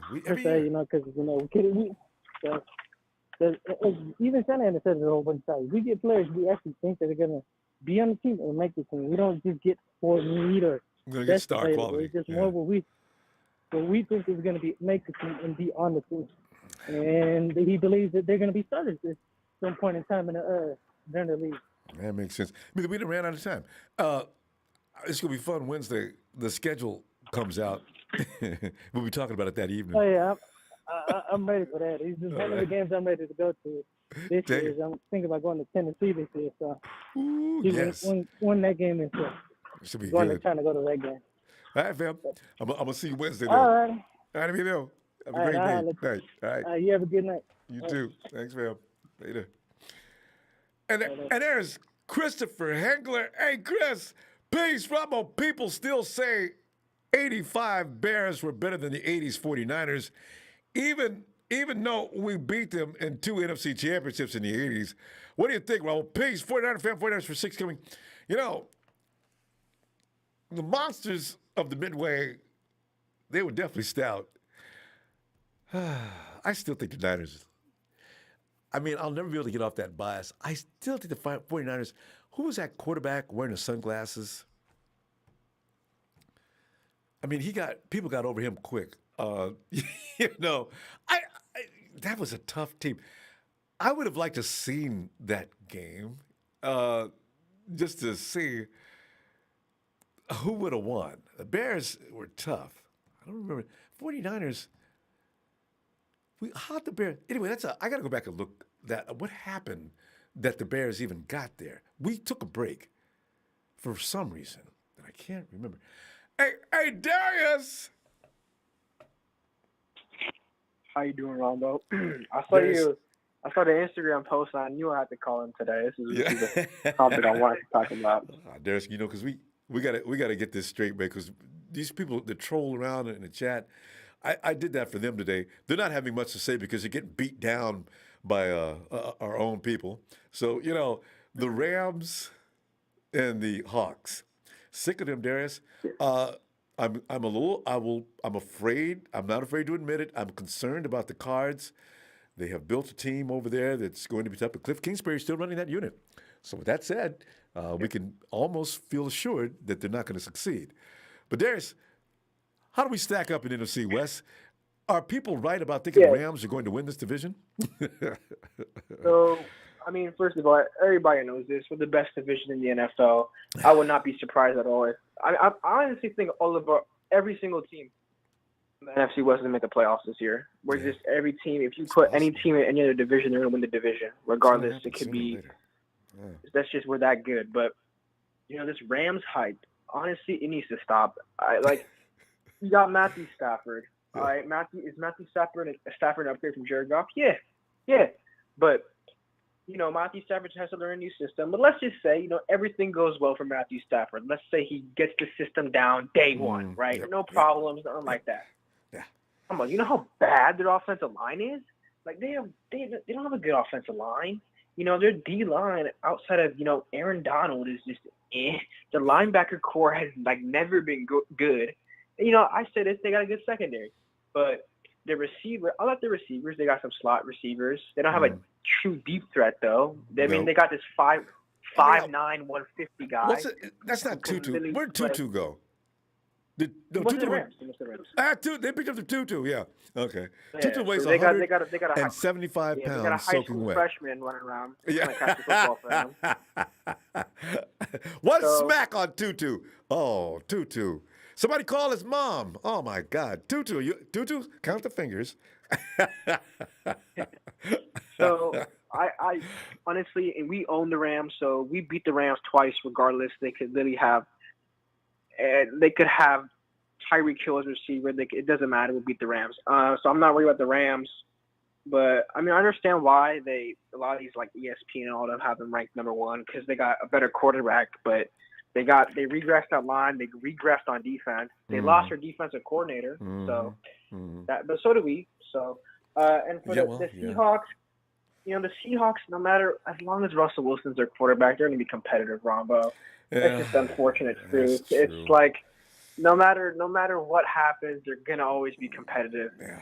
Like that, what was it, 2018, where your team was so bad, but somehow they made the playoffs. I don't know Even how 2019, we had to battle them for the division. I mean, and they weren't all that. I mean, you're right. I got to give them that much. I made point of that, Darius. I said, you can depend on the Hawks every year being in the mix, but they're not. They're just in there causing havoc. They're not going anywhere. They're just a first-round playoff exit every year. That's just what they are, and the Cardinals, the Cardinals got better this year. Their offense is scary, but their running backs are a question. Their best running back is James Conner. Their O-line is still but that receiving core is scary. They got speed, Ronbo, Christian Kirk, and then they got Rondell Moore. Oh my God, man! So, and they still got Nuke. They still got Nuke. So, and you didn't mention D-Hop and AJ Green. Yeah. They got veterans and youngsters. They got AJ Green too, and they got. They do have JJ Watt now. JJ Watt's old, but JJ Watt still got it.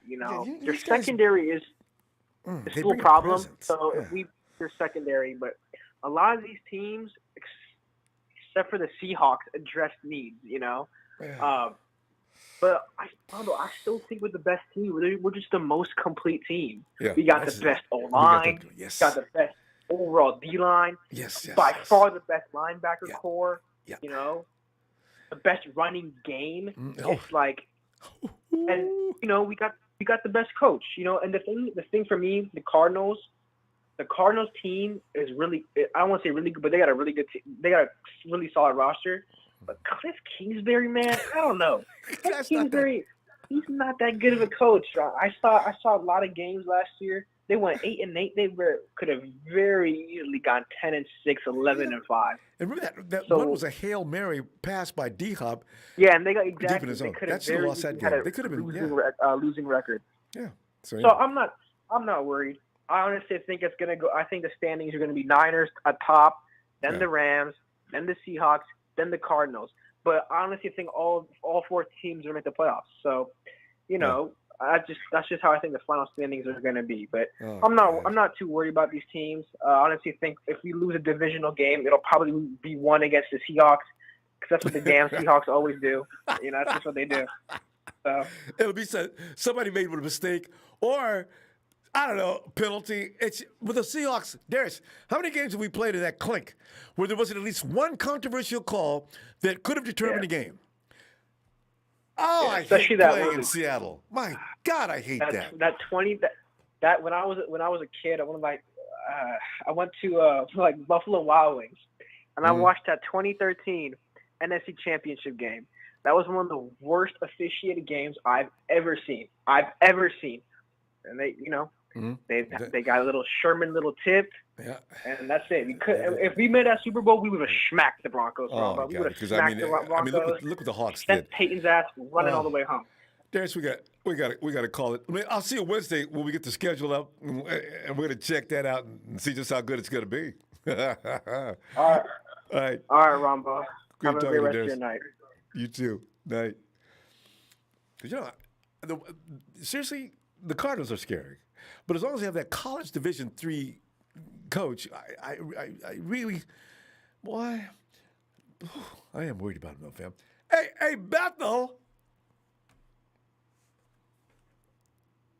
Hey, what's up, Ronbo? Bethel, we're sitting here laughing at the rest of the division like we have a right to, after going 6-10. Hey, but Bethel, the truth is, we are no 6-10 team. Unlike the people in the chat and the media keep saying the 6-10 49ers. We're not the 6-10 49ers. Just call us the 49ers. That's fine, okay? Nobody should be attached to a record for 1 year. The reason they're doing that is because some of these people are mad at Kyle for making him look like an idiot. They got the wrong quarterback. I see some of these analysts saying that Kyle's lying. I'm like, how are you gonna call a coach a liar? You cannot do that unless you're embarrassed. And you got embarrassed. Yes, he never got on the microphone and says, "Yeah, I plan on picking up the Alabama quarterback and the phenom. His name is Mac. You might know him. Yeah. No. He never said anything like that. So, yeah, can't blame him. Another thing is that, all these guys are, saying all this stuff. But another fact is that a lot of the analysts, what are they saying? If the Niners are healthy, they're going to go to the Super Bowl. They're not saying that about the Rams. They're not saying that about Seattle. They're just saying that they might win the division, but none of them are saying that they're going to go to the Super Bowl. We're the only team that they're saying that we are going to go to the Super Bowl. Look at Bethel spitting out facts. I just realized that. Of all the things I've read, they say the 49ers are a Super Bowl contender, but they're not saying that about the Rams. Or the Hawks, because the Hawks have a routine, Bethel. The Hawks raise hell. Oh, they're a regular season team. They pulled out another win, and then comes playoffs. The Hawks are going to take a bow out in the playoffs once again this year, and you wonder about Pete Carroll's future at this point after bowing out of the playoffs for the sixth year in a row. Yeah, that's what I know. Yeah. And then I got a theory on how things might happen or they might not, but it's a theory. But imagine if Garoppolo plays everything through. Mm-hmm. And say he wins the Super Bowl, and now Trey Lance knows how it feels to see a playoff, see a Super Bowl. Now for next year, he's gonna be, okay. Now I want to be the guy to go to the playoffs, go to the Super Bowl. I want to be the one that leads his team to do that. And knowing that we have a tradition to keep up and uphold, the fact is, once we start rolling this time, let's just keep rolling. Because, Bethel, we should have won last year. So that means we would have went to 2 Super Bowls in a row with the Chiefs. The Chiefs would have came in there with no offensive linemen. The referees were calling the game fair. Do you know that was our Super Bowl, Bethel? That we would have ran Mahomes and company off the field? God, injuries one after another that we couldn't get. Okay, maybe that's And then if next year we wanna trade Jimmy, I'm not asking for a first-round pick. I'm asking for a first, maybe a second, and maybe something else, because now you're gonna have a quarterback that went to 2 Super Bowls, win 1-1, has a good track record. And they're going to have to give up good capital for a quarterback like that because, look at what they gave up for Wentz. what they give up for these other quarterbacks that Bethel. True. haven't did it. But if we go to the Super Bowl next year and Jimmy wins it, 2 first-round picks is a minimum. And because the 49ers have another year in his contract, it works out real well because if nobody wants to give the 49ers 2 first-round picks, they hold them. Because you see, the thing is, you still have 3 more years for all of a sudden I can't admit. Lance. A rookie. Yeah, Lance. Yeah. Lance still has 3 more years left. He does not have to be in a hurry. You don't, because the pushback on getting rid of Garoppolo next year if he wins Super Bowl is going to be tremendous from a lot of the fans.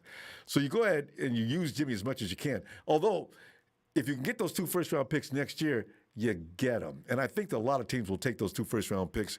So many teams suck. I just don't want Jimmy going to the NFC West as a quarterback. Yeah. Somebody will give up first-round picks for Jimmy. And it could be who would it be? Hey, but the good thing that next year, next year he doesn't have a say where he goes. Yeah. Because last year his contract, he doesn't have that no trade void anymore. No trade clause is over. Yeah. So it's a win-win for us, and it's a win for him because, he may do a new deal, a contract with the other team. Yeah. And they might give him more money. It depends on them how they want to do it. If he wins, they'd have to. If you're a Super Bowl quarterback, you automatically get premium price because that means you're the best in the league at that particular time, right? It would be funny though. Jimmy goes and wins the Super Bowl next year. The 49ers trade him, get those 2 first-round picks back. So we, come out clean from the Trey Lance deal. And then let's say he goes to Texas, because I don't know what's going to happen to Deshaun Watson. He goes to Texas or someplace like that. And now Jimmy's getting paid. He's getting paid Mahomes money. Oh, my God. That would be hilarious. Bethel, we're going to run out of time, though. God, we were having too much fun. Bethel, clock ran out. Yes, we are. Hey, let me see you Wednesday, and we're going to have the schedule, and we're going to talk about that, all right? All right. Like always, good show, Ronbo. Thanks, and hit a like for Ronbo Sports. Thanks, man. Let's go. All right, Bethel. Have a great night. Good stuff. Yeah, Bethel's right, too. Nobody talks about the Rams and the Hawks. Nobody ends the paragraph saying a chance to go to the Super Bowl. They just say they'll be whatever. But you never see the word SB involved in any write-ups involving the Rams, Rudy, and the Hawks, Smiley. Y'all come in here. Y'all come in here and expect to be, I'm taking shots at you. Alice. Yeah, nobody's coming in here. Yeah. Alice, well, I'm telling you, man, tonight I decided this is the night to unload because I got to tell you, I sit here and being the civilized, somewhat well-bred individual that I am, I just let everybody in the chat handle them people. But tonight I said, you know what? I'm going to take a piece out of their ass tonight and I'm going to spotlight the bees. And let's talk about why they have no chance in the NFC West. I know I'm running a risk of setting us up for them having to be able to take over the chat if this does not come into fruition. But I'm having fun doing it. Ellis, where do we stand in the NFC West from where you sit? Man, come on, man. Is that even a question? We're taking first place. I mean, it's we're not accepting anything less than that. So as far as who falls in after that, it's going to be a toss-up. I think the Rams will probably be kind of like it might be like a 9-10 win team this year with Stafford. I don't think they're gonna be all that. I think they're gonna have a little bit of a harder time than everybody thinks.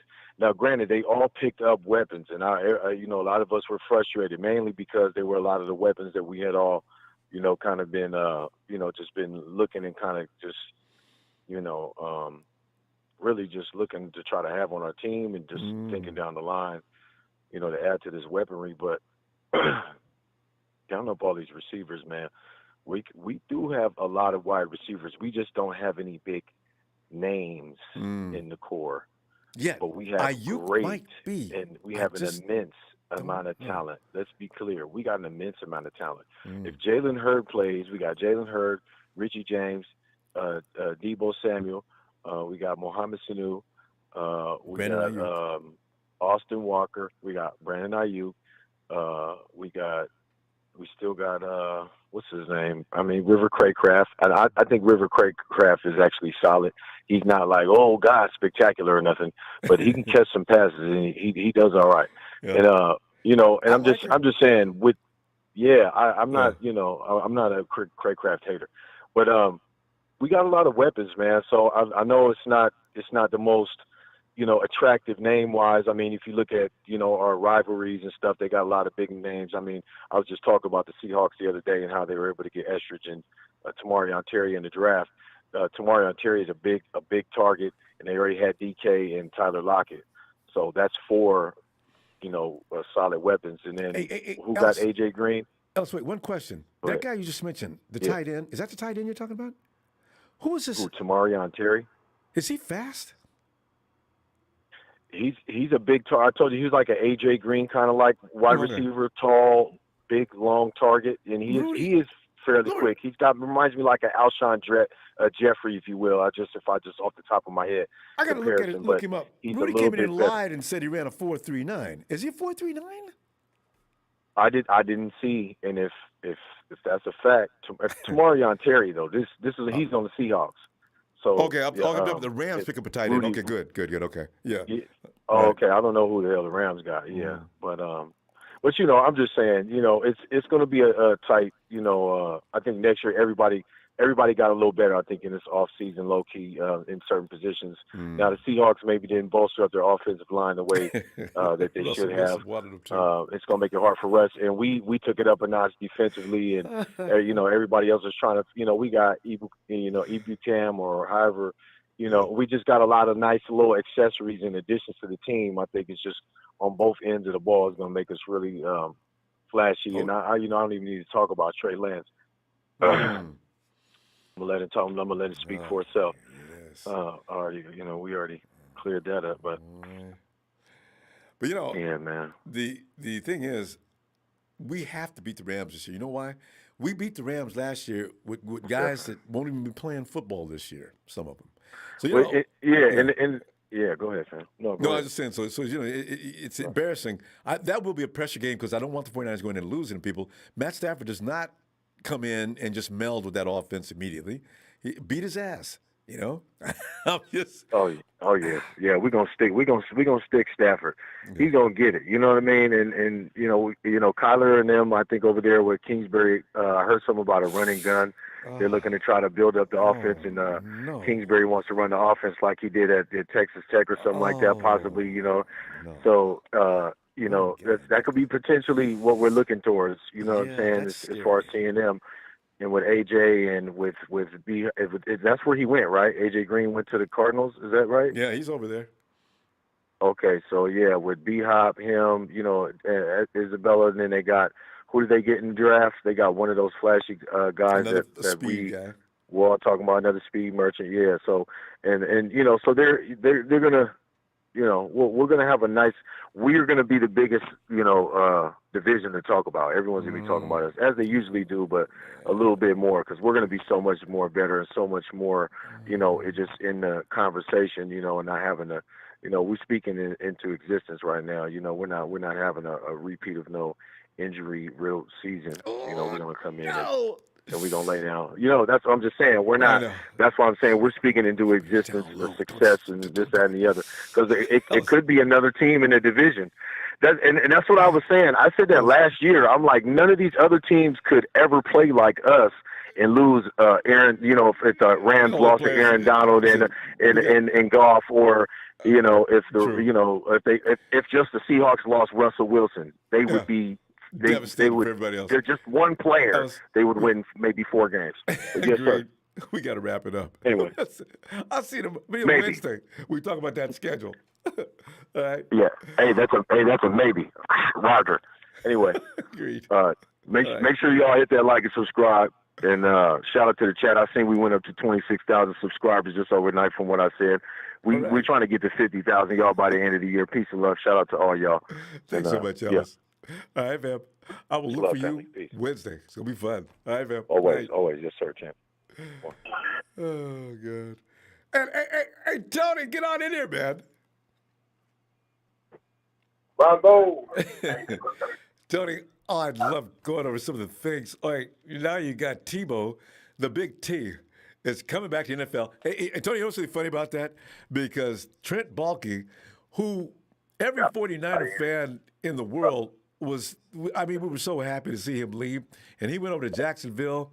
Him and Urban Meyer got together. You want to bring over Tebow? I can get a hold of him right now and have him here tomorrow morning. So Urban said, yeah? And Tebow's in Jacksonville. I thought they were joking. And then you got Aaron Rodgers.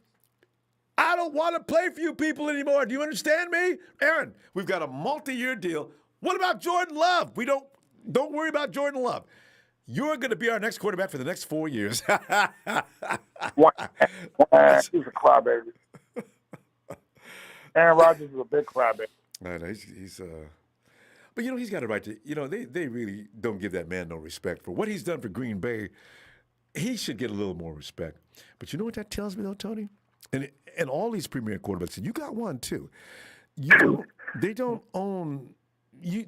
The owners let you know, no, you work for me. I don't work for you. All right? And, Matt, if you don't like it, we'll tell you where you can go. And Russell Wilson, if you say one more word about having input on this team, and Deshaun Watson, listen, you can hoop and holler all you want to. We paid you how much money? So I keep thinking, man, quarterbacks, if you win, it don't mean nothing. Tom Brady, you got a problem with what's going on in Patriotville? There it is. Your car's waiting. Somebody started it up for you. It's scary stuff. Why do you think that Matt Ryan and Julio Jones ain't said nothing when the regime came in for us? Because they and all the trade talk about Julio, that's just smoke. We want Julio right? there. Yeah, but who? And there's a way that we can do it too. I say, Julio's making $22.5 million. I say get rid of Dante Fowler, who's stealing money from us. How many sacks? I forgot he was playing for you guys. How many sacks did he get last year? Like about 3, 4. So, but Ron, I want to touch base on something you were talking about earlier. The 85 Bears are not better than the 80 49ers. Yeah, Jim McMahon is nobody's. Their defense was devastating, though. And that's what won Super Bowls. They beat the 49ers 85 when they because I follow football. In that playoff. I watch a lot of things. Yeah. Not the playoffs. This is a regular season game. After the 49ers shut the Bears out in 84, remember the 49ers went to the Super Bowl, beat Dan Marino. In 85, the Bears came back to San Francisco week 6 in a regular season game and beat the 49ers 26-10 behind 132 rushing yards by the great Walter Payton, my favorite player. Okay, see, that's an ass whooping. When you beat the 49ers by that much point, yeah, Walter P. Sweetness, boy, that dude and that dead leg, boy, he could. He's my favorite player. Jerry Rice is my second favorite player. All time. And if you look back, I was just a little guy, but boy, I recognized when Gale Sayers, I was watching TV, give me 6 inches of daylight, and I said, damn, 6 inches, that's this dude. And then of course Sayers got sick. And that was really sad. But, I mean, some of them teams, man, they were scary teams. Defense, that's when football was really dangerous. And, you had guys accomplishing the things they accomplished. Too bad they didn't have the technology that they do now. Gale Sayers' career would have got extended. Right? Knee so surgery? He had the bad knee. Even Joe Namath with that bad knee. He hobbled around for another 10 years afterward. Man, Namath was a bad man. So Yeah, but I'm really excited to see our rookie mini camp this Friday, Saturday, or Sunday. I'm looking forward to it. What are you looking forward to? we got a defensive end from Notre Dame. We got in the 5th round. I just want him to be a rotation. Hey, you know what I mean? What's his name? I remember reading about him. What's his name? It's a hard to pronounce name. What is that kid's name? Abu. How do I say that name? It's an African name, huh? You know what? I remember reading about a defensive end coming out of Notre Dame. And Notre Dame's famous for their offensive linemen, right? So I read that, and I said, dude, man, he looks like, I was read what he has accomplished and everything. This guy might be, like you're saying, good for rotational piece. Yep. Third obvious passing But down things. I'm looking at those free agents like you and I talked about before. I know the draft is here. You got to pay your drafted players, and there's certain deadlines and dates like June 1st or whatever. There's some good free agents that's still available, Ronbo. Geno Atkins, the all-pro defensive tackle. He's a free agent, restricted free agent. I know he's older, but as a rotational piece? Oh, yeah. Those guys priced themselves right out of the game, I guess, because I don't know why somebody wouldn't pick him up. Yeah, so. Like Atlanta, he can show great, and he went to Georgia, so the Falcons should pick him up. He can show Grady Jarrett, who's a 2-time All-Pro, but he can teach him a lot of things.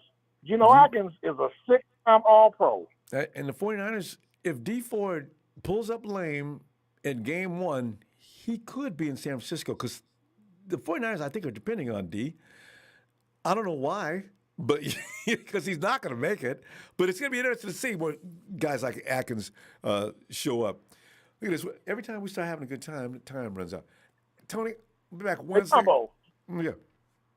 Say, hey, how come Richard Sherman is being stubborn and won't move the free safety? He would be a great. He might have to. Tony, I gotta go. Yeah. I'm gonna look for you Wednesday. All right. All right. Wednesday. All right. Looking for you.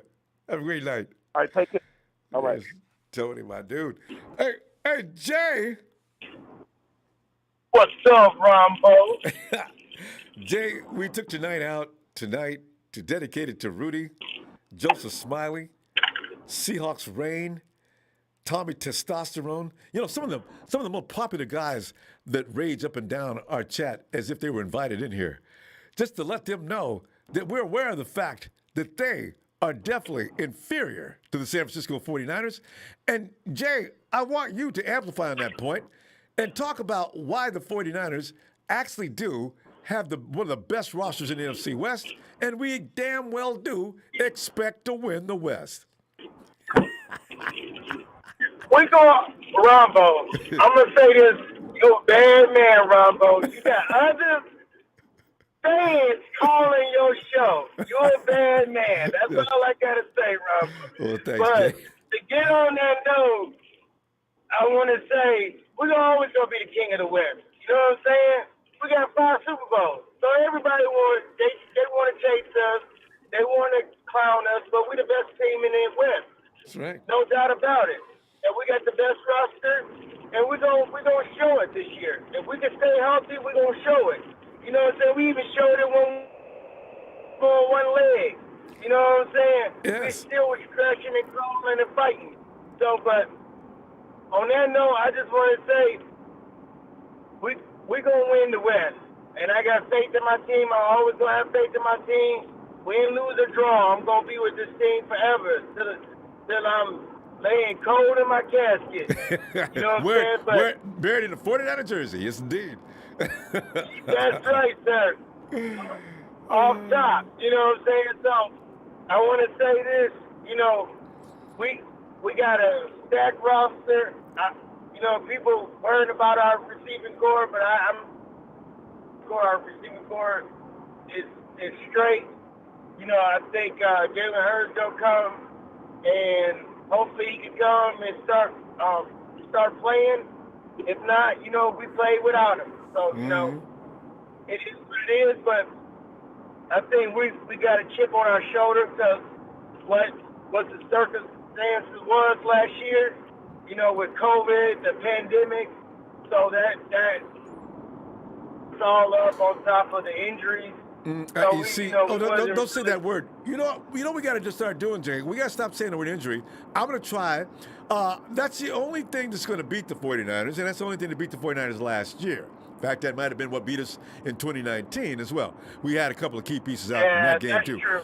We yes, cannot sir. stay, them injuries. Oh, painfully bad. I agree. You're right.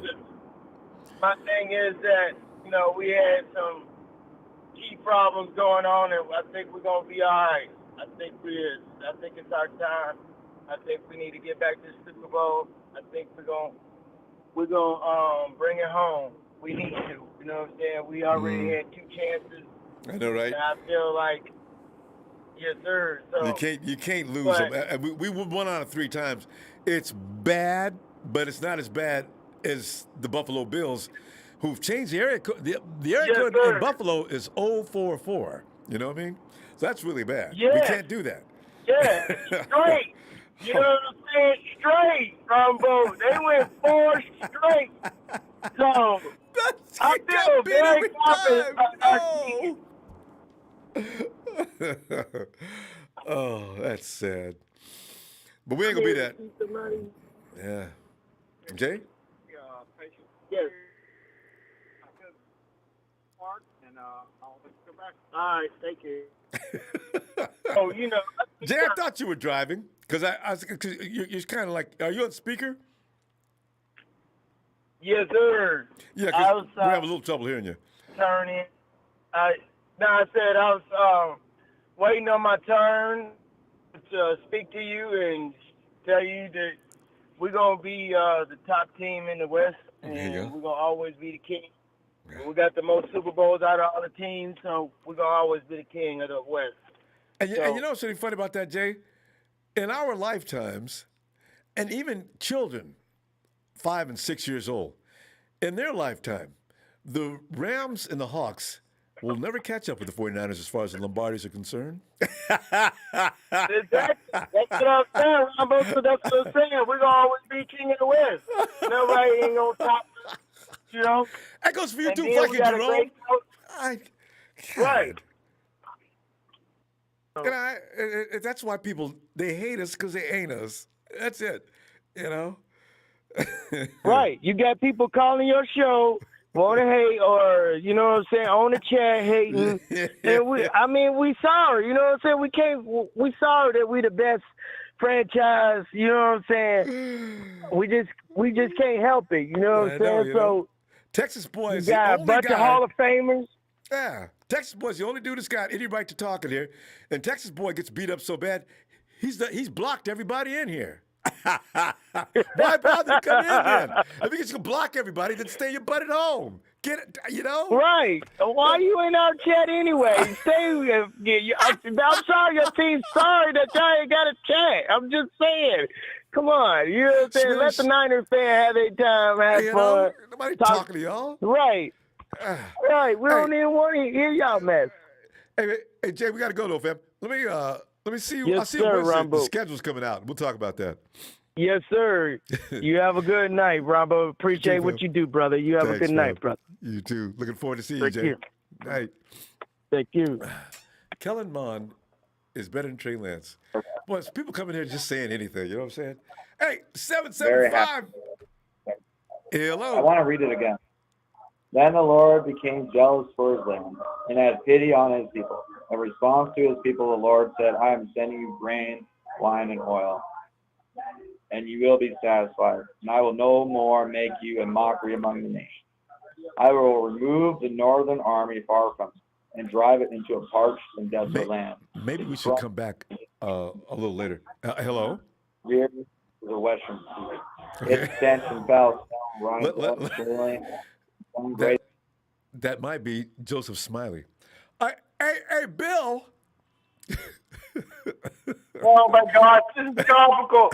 I was just trying to explain to all these random things. All these random things about the sitting here cracking, trying not to choke on my cigarette.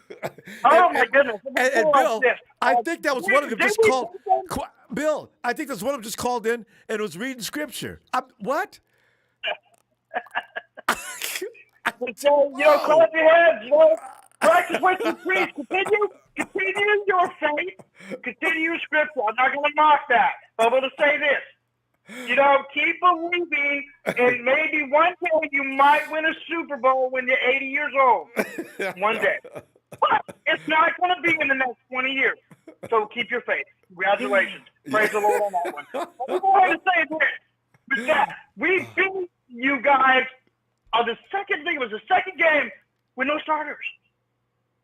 We suck so bad. Ain't you like insulting yourself? It's all right. I want to get away from that topic. We beat them. We're going to sweep them. We're going to sweep the Rams again. We're going to sweep the Seahawks. Oh, yeah. And I heard a comment about that. No, it ain't going to be a 1-1. I forgot the person's name when I logged off last and I looked at it. And I wasn't going to come on tonight, but I have to address that individual. We're going to sweep you guys. You're going to get swept. Just by that, able to say, you're going to get swept. We might go 1-1 with the Cardinals. Yeah, but Cardinals. We're going going to to go scary. Yeah, you got to beat the Rams. We're too good to lose to the Rams and the Hawks this year. The games are over. Okay, we got a mature team. They're well polished. There's no reason to continue to lose to the Hawks and the Rams. They don't have enough juice. How do you feel about us facing the Colts this year? I need to. Bill, get back to me. I need 1 week to look at them. They put together a damn good team. God, I don't know, Bill. At this hour, I just don't know. I know who we're facing. I just don't know the date. We got the Bengals, the Titans, the Falcons, the Colts, the Texans, the Vikings, the Packers, the Eagles. The redemption game on that one. We're going to beat them. Yeah. We got the Jaguars, and we got the Lions and the Bears. Yeah. The Bears? Yeah. I forgot. Oh, hey, we get to go see. Somebody mentioned that earlier. We get to go see Jared Goff again. Jared! You can't escape, Jared. You can run, but you can't hide. Oh, God. I can't wait. Yeah. We got a fired up team, too, Bill. These guys are pissed off about last year. Everybody going down, they've got to stay on their feet this year so they can get that revenge they so much want. Can you imagine? The 49ers, we were a Super Bowl team. Just the only reason we lost is because we weren't healthy. We still managed 6 wins with hardly anybody playing. So, I can't wait till this year. So, Rudy, go take a nap. Smiling. Go get you some handkerchiefs and some Kleenexes and crack, because it's not going to be your year. Yeah. And if you make the playoffs, it's going to be a one and done. Yeah. You're going to come in with all the hope and everybody, keep your scripture up. Which one of you guys? Keep it up. Keep your faith. Because I hope you still have that same intensity when you don't make the playoffs. When you don't make the Super Bowl. When you get eliminated. When you see us holding the Lombardi trophy this year, keep that intensity. Come in and keep it going. But Bill, we'll miss them in the chat. If that happens, they'll all leave because you can't. Bill, try to find a Raider fan if you can. I've not seen a Raider fan in the chat in 2 years. Even last year, we were having trouble. The Raider fans weren't saying a word. So, I'll miss these guys. They not the same since they moved to Vegas. Ever heard the saying, what happens in Vegas stays in Vegas? That's what they're going to do, too. God, some of these people, man, you can walk around selling wolf cookies. Don't leave the parties because you get your butt beat. Get up. Oh, God. Yep. We were right on after the Super Bowl anyway. So, anyways, like I got to say, I want a 49ers shout-out. I might see you Wednesday. I might not. I'm going to look at the schedule. It all depends on how the schedules fluctuate, how it goes. Hopefully, it's not like it says on here that we got the Cardinals in opening day. I don't want that again. No. Mid-season. We need to warm up. Bill, I love it, Yeah. man. If we don't see you Wednesday, looking forward to getting you as soon as possible then. All right? All right, well, I want a 49ers shout-out and keep the comedy going. Yes, indeed. Yeah, you ready? Entertainment. Nana!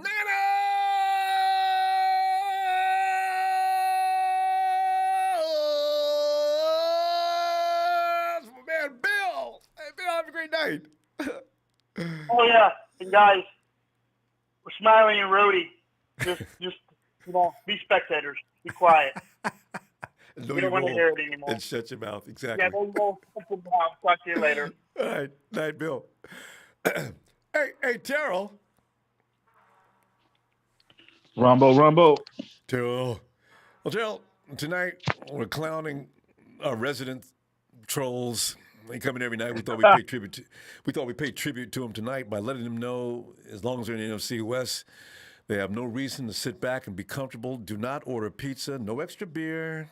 In fact, go home so we'll have more beer for us. You know what I mean? It's time to let these people know that they're lucky we allow them to even rub shoulders with us and elbows. So tonight, we are looking at why they are not going to do a damn thing in the NFC West. Why? Because health-wise, the only thing they could pray for, and somebody was praying earlier, just a few minutes ago, I figured that was either Rams or Hawks fan. They're praying that we get hurt again, Terrell. Well, if that doesn't happen, with the exception of the Cardinals, we got this. Well, let me say an honest confession, all right? All right. Y'all might not like this, but I am terrified of the Rams right now. And the reason I say that is because we struggled. We fought neck and neck with these guys with Jared Goff, and Jared Goff is Alex Smith. And when I look at what Matt Stafford did, he's like Aaron Rodgers he's just an unaccomplished Aaron Rodgers. Yeah. He is an unaccomplished Aaron Rodgers. And I feel like this dude is going to take that offense to the next level, like Kaepernick did when Alex Smith got hurt, or like Mahomes did when Alex Smith got hurt. So that's and then you use Alex Smith twice for an example. Poor Alex. I know. I love the dude, but I felt like we put too much faith in him. I wish we could have got Aaron Rodgers, but I think they would have ruined Aaron Rodgers' career too with the 7 different coaches, coordinators. But I hate the Rams. That's what it is. But that's the only team that scares me in the NFC West. But I do believe that we're going to sweep the Seahawks because and my prediction is, and this is a hot take, I think Trey Lance will be starting. I don't know what time in the season, but he will be starting. And it's going to be – we're going to get something for Jimmy G. I feel like because Kyle Shanahan in his press conference, he kept saying starting quarterback. And then he retracted his word and said, no, we want Jimmy. And I think it's to appease the fans and the media and all that. But I'm excited about this season because we have – I think D Ford will actually come back and be decent. I say he sits out the whole year and wait for the playoffs. If only. And because the dude got half of a body. But I feel like I don't know, D'Amico Ryans is not Robert Saleh, but I feel like we just have the personnel. We bring Richard Sherman back, dude, the leader of the defense. It's gonna be a solid year. But as far as the Rams going, I feel like they're sleeping on Stafford, man. They're sleeping on him, dude. But you know what? We're not sleeping on him as much as we realize Stafford's got to come in and become accustomed to that offense. That'd probably take a minute. Next, Stafford has no more mobility than Jared Goff. If you're not going to get out of that pocket, you're going to be meat. You know what I mean? And the Rams' offensive line, it is not the kind of offensive line that's going to protect him like he needs to be protected. So with that being the feeling, I think if Nick and company have their way, which I'm pretty sure they're going to, I don't see Stafford wearing the 49ers out. He's better than Goff, but only because he's been in the league more years. I see it as an upgrade, but not a tremendous upgrade. He's got to have, you know what kind of receivers he had when he was with the Lions? This dude's had some, everybody's, Stafford didn't have any weapons. The hell he didn't. Even Galladay was a badass before he left. He's had Megatron. Yeah. He's had several good wide receivers. So I'm saying, let's see what he has in this wide receiving crew. And that offensive line he's got, can he actually stop the raging? I mean, the Niners, the red and gold is coming in. So I want to see this. If he get off, okay, we'll see. Because I like my secondary. Because as far as we got Verrett back there. I feel good about that. Mosley, solid. We got this kid Embry, also good in coverage. You put Boy, you put that Polynesian rage out there, even if Frosty T ain't in there, man. I tell you, somebody's going to get picked off. So I'm looking forward to this. Yes, I want to say, you know what? You're right. We beat the hell out of Aaron Rodgers and Kirk Cousins when we had that pass rush. See? It didn't matter who was lining up behind center. So you're right about that. If we can have at least 75% of that pass rush, it won't matter. But the Rams will kill all other teams because of Matt Stafford. But they gonna run into a wall with us. But I want to say this about Jimmy G. I have been trashing him since the Super Bowl. Yeah. And so I realized something. When he came in and he won those 5 straight games for us, he was fearless and he did not care. I feel like I have a theory. I think Kyle Shanahan has a micromanaging problem. And I think he cripples players when he zeroes in on you. Yeah. He running his offense because I feel like when Jimmy G came in for those 5 games, he just came in, he was free for all. He was gunslinging. And then when they had to install that offense into his brain, that's when he can't compute. He's a gunslinger. He's a playmaker. He's not I don't think he's like a system. He's not a system quarterback. He's just a playmaker. Yeah. And I feel like he can't thrive under Shanahan. And Kyle Shanahan is very unforgiving, like I said before. If you see what he did to Brady and all these guys. Maybe in a second year, Jimmy can be Jimmy within an offense. Like I said, it takes a couple of years.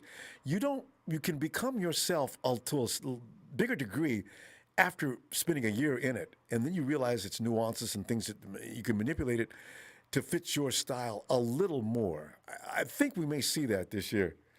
I'll tell you something else, though, about the 49ers are going to dominate the ball a lot. That's what Kyle went and got them running backs. Kyle plans on keeping that ground game, driving teams nuts, taking you apart piece by piece, first down by first down, all game long.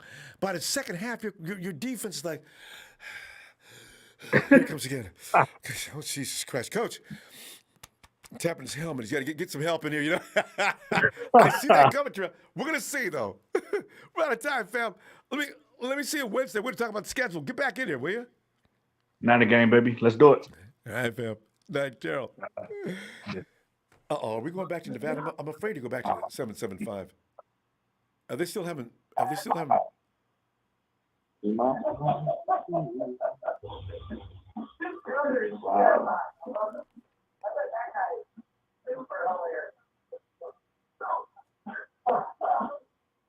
Whoa.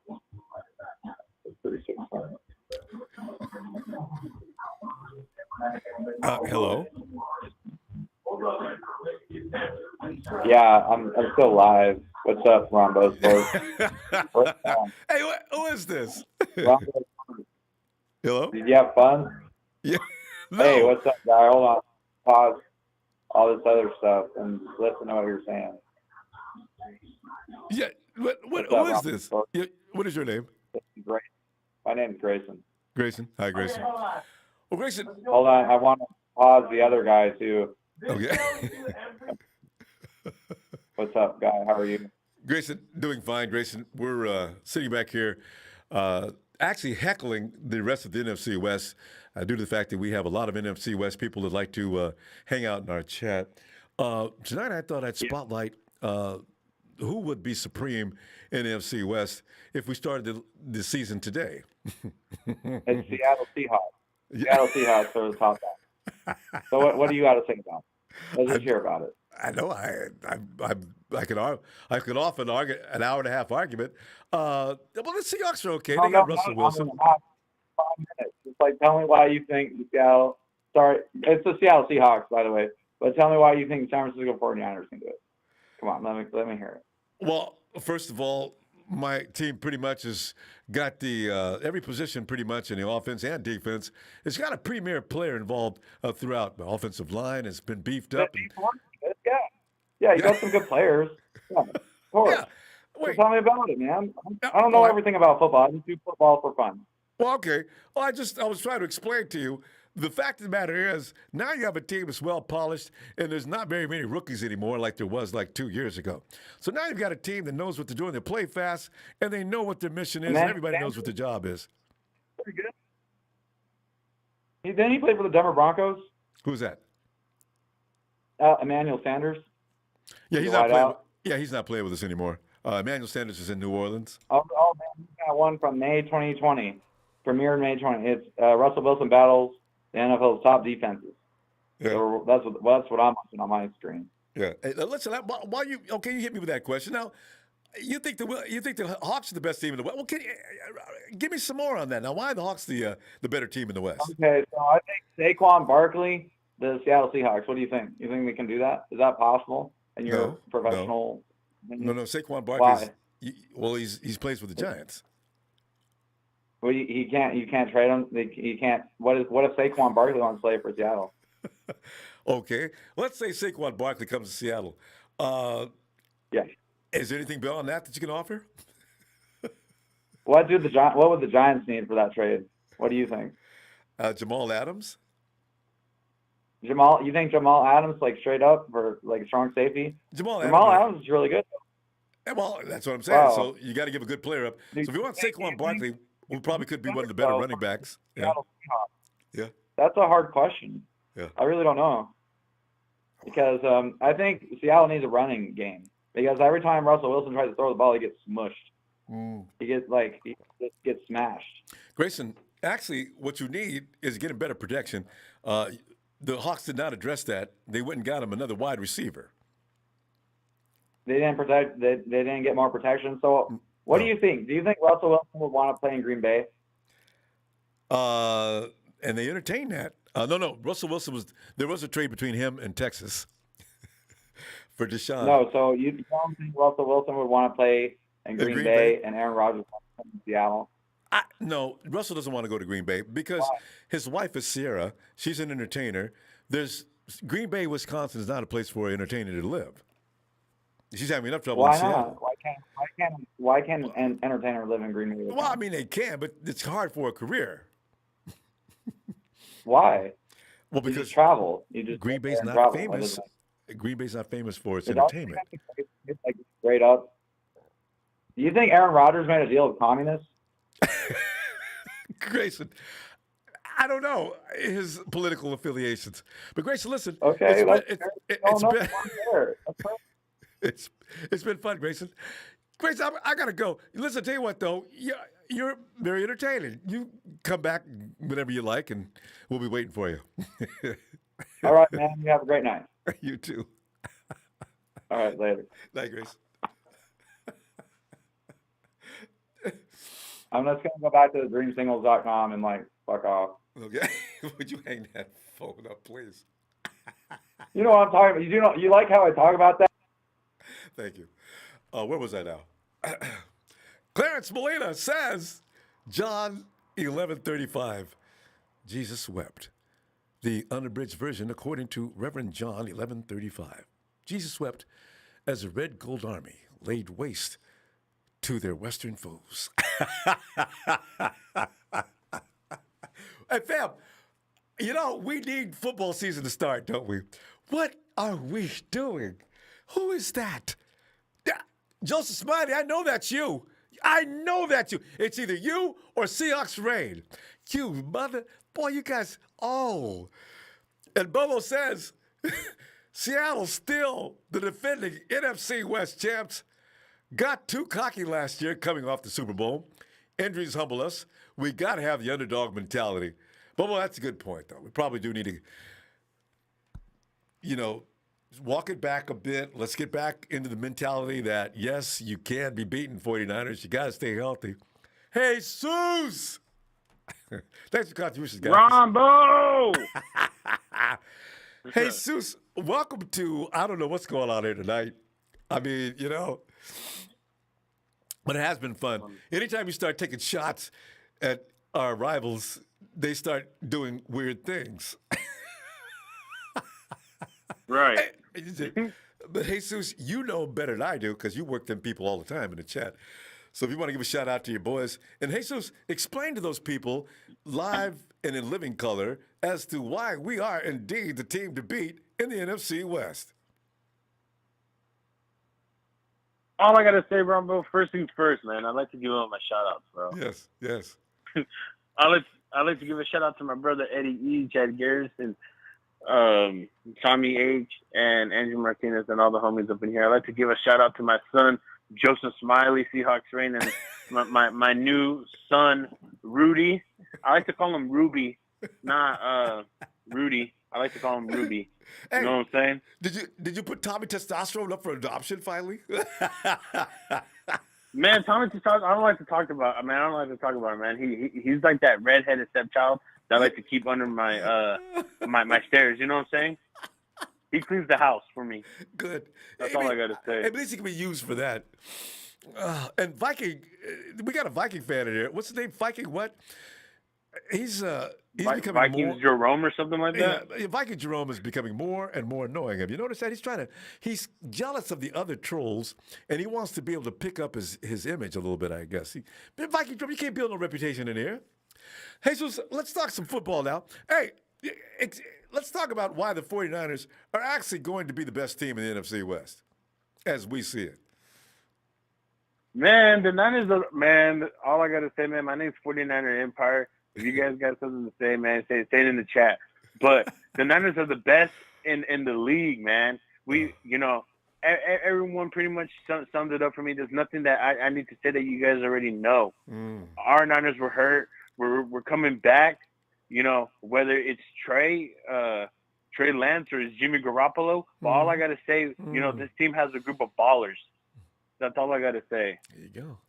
And after last year, coming in here, after being embarrassed last year, well, somebody's going to get hurt real bad for the first 5 or 6 weeks until we get over that mad. And then we start just beating teams methodically. I can't wait. You know what I'm saying? We're the king of the West. We own the West. We own the NFC. And, all I got to say, with this team that we got right now, man, it's a Super Bowl caliber team. Especially with our running back squad, with our wide receivers, we need to add a little more depth on our receivers. But hey, I think we can get it done with our guys. I really do think that we can get it done with our guys. We got Debo, we got IU, we got Kittle. Not to mention we got Juice, we got Dwelly, Ronbo. Got a team, man. You mean to tell me that the Seahawks have someone on defense that they could line up with our offensive line, knowing that we got Alex Mack, we got Trent Williams, especially we got that rookie. Man, all I gotta say, man, our Niners are squad, man. That team was too rough. I mean, somebody's going to have to call the police at some point during some games because of assault. I mean, 49ers beat a team so bad, they had to pull them off them. The team came out in the second half waving the white flag. They wanted nothing more to do with the San Francisco 49ers. Game Niners. I love this time of year. Bro, Ronbo, we beat the Rams with Nick Mullins. And he wasn't even having his best game. Right. We beat, the Seahawks almost barely beat us with third-string players. Pulled it out. Imagine with our starters when they had a legit Seahawks team. Well, not a legit Seahawks team because they suck. Yeah. You know what I'm saying? Not a legit Seahawks team because they suck. But with the Seahawks team that took the NFC West last year, because the Niners were using second and third string, fourth string players. All I gotta say is we're gonna own this division, and all I gotta say is that our boys are finna come back healthy. Nick Bosa finna line up on the line. Kinlaw's finna get the groove. Hey, wait. Hey, Grayson, these are some of the things I was trying to tell you, but you kept interrupting me. Jesus is running it down. Pay attention. All right, continue, Jesus.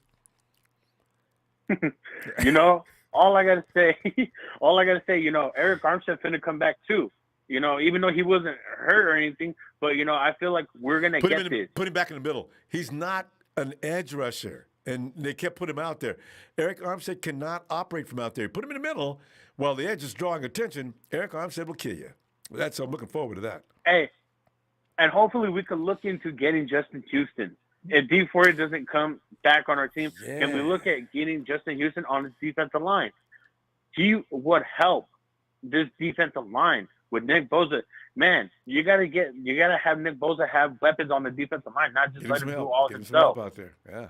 And that's You going give to them some help, the and middle out, especially too. Kinlaw, I got a feeling Kinlaw and Armstead, watch out what happens this year. I really see something really crazy going on. If we can get D Ford, oh my God, Ford. I'm predicting that Kinlaw's gonna have. I'm predicting that Kinlaw's gonna have about 7 sacks. Yeah, Ford, this year. Kinlaw, Armstead, Bosa. That's a wrecking crew.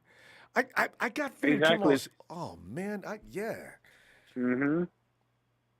Especially with D Ford. Imagine if we get D Ford back, Ronbo, and especially like say we do get Justin Houston.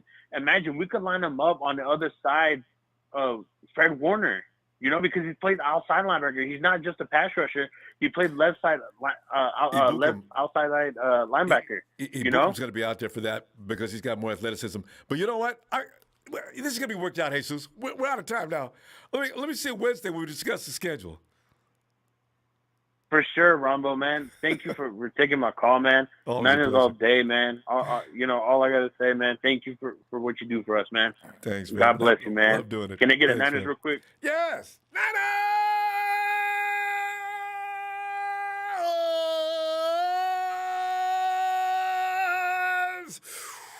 for the win. Night, Jesus. Press for 6. There you go, Ronbo. Thank you. Have a blessed night. You do, Pim. And there he is. My dude, the Iron Sheik. What's up, Ronbo? What's going on? Sheik, tonight, we've all had enough of the things that we have to endure, and we're here minding our own business, our own family, talking football, and we have a host of people that like to come in here and say things that are just really impolite, as if they had no home raising at all. So then I said I'd take out, you know what, let's just go ahead and put those folks in their place. Rudy's been listening, and now we have a guy named Grayson that I'm not sure if he's sane or not, that Upton told me right on the phone that, yes, the Hawks are the best team in the West. So, we draw flies, and it's unfortunate, but at the same time, it's entertaining, and we can work them, Easy work.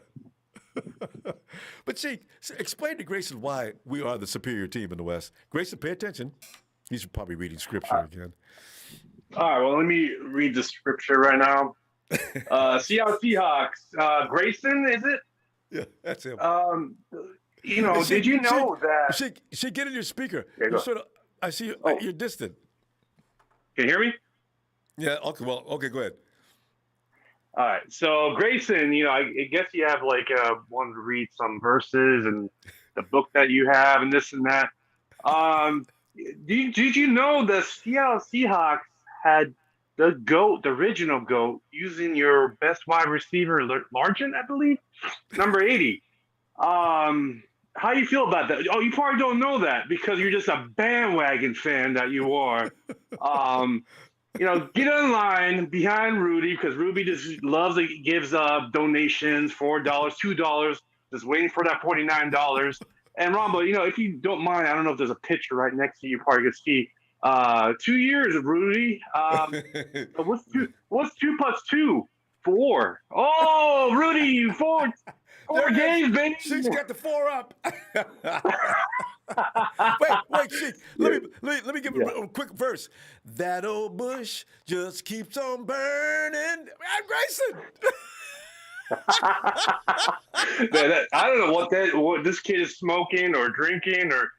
It's like, what are you doing, bro? Are you lost? This is a 49er group. If you want to come here, you got to do what Rudy did and send donations. If you want to have Ronbo, say who you are, come and get some donations. Oh, wait, is that for the little side stuff that you have going on? Oh, just don't call in, don't worry, Moreau. Just, But anyways, Ronbo, I'm still waiting for Rudy to call in. I can't believe he let this go tonight. He doesn't have no money because he's the same old sorry ass Rams, Ronbo. He doesn't have no money left. He's broke.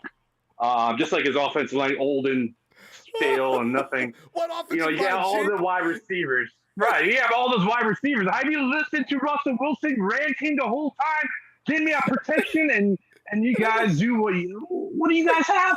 Got him a wide receiver. He'll block for you. 3 picks, Ronbo, Seattle. Come on, man. And then, like, you have the Rams, like, dude, come on. Jamal Adams, he's coming back to have a banner. I mean, he's going to have, one of those Hall of Fame years. Oh, Hall of Fame here with Caleb Witherspoon. Enjoy that because he gives up on the team. So, and then we have this guy Webster coming in, and he can't, Kello and a Hyder. And let me tell you, Hyder is a good player. I'll give him. Yeah, I did not like letting him go. I did not. But unfortunately, he doesn't have speed. And Seattle Seahawks, they beat that. That's the formula of beating us. We have Nick Bosa. I'm saying, let me go O-line first. We have Trent Williams. Yeah. We have Thomas, and we have Matt Wilson. Alex Mack. Sorry, Matt Wilson. Alex Mack. And we got these other guys, and you got this freight train, 6'9" guy, Banks coming in. Oh, bro. You think Bronsko's going to get Donald and these other guys Fitz? Let's wait until he comes in. This is how you build a team. Let me just teach you guys, Seattle Seahawks and LA sorry-ass Rams. You build from the front, not from the back or the side. That's why you're sorry. That's what you call ass backwards. I love it. Oh, damn. Oh, you got him. Zing. Bing. Go Rams. I love this. Go Rams, I guess. But the funny thing I'm loving about the Arizona Cardinals. I haven't talked about them. Like they're definitely worried us. I think that's the team that we have to worry about the most with Hopkins, what he did with Mosley. But honestly, they have their coaching situation. Like all the other callers said, that's the problem. We have the coaching already. We have the formula. We got the base. We have the players. We just have to put it together and just stay healthy. Our health is the issue of this team. If we get this health going straight, ooh, watch out. So they plan on if they move toward a run and gun offense.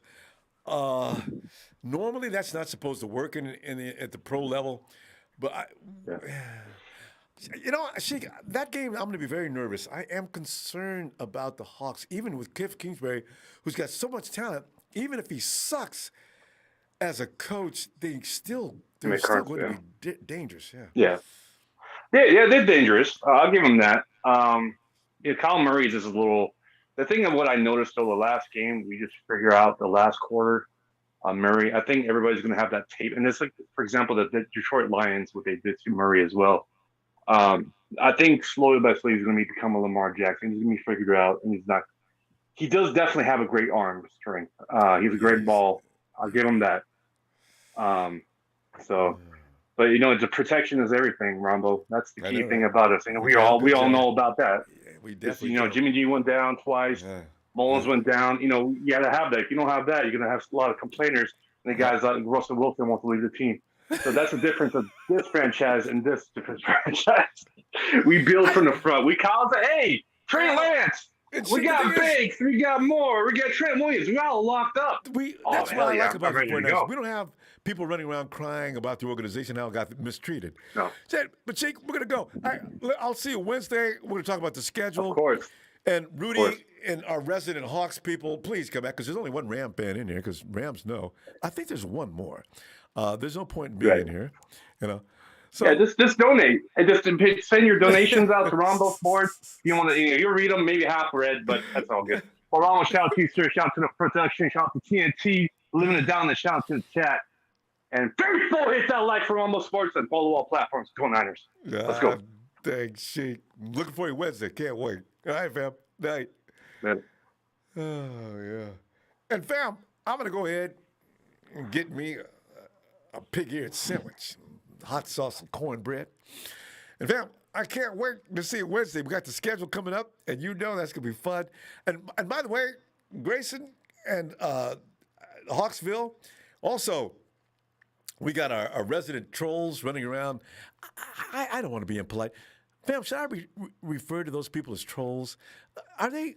They're our guests. We need them to bounce off of. Joseph Smiley and some of these guys who all scattered like roaches when you turn the lights on. All during the season when we did win a few games, we did, because they were on us every week in droves, right? We had as many of them as we had as many of them as we did 49er fans running around the chat until all of a sudden we come back and they'd leave. And then, of course, if we couldn't, in fourth quarter, they'd come back. Hey, Niner fans, see, I can't wait till next year. We got to stay healthy, though. Otherwise, I tell you. Anyway, fam, I shall look for you Wednesday. We'll have more fun. And trolls, I'm sorry, our unscheduled guests, please return. Ray Jr. Oh, Ray Jr. Ray Jr. gives me a rating on the program. Ray, thanks, fam. Guys, I love you, and you know this. I can't wait to see you Wednesday. Till then, Niners!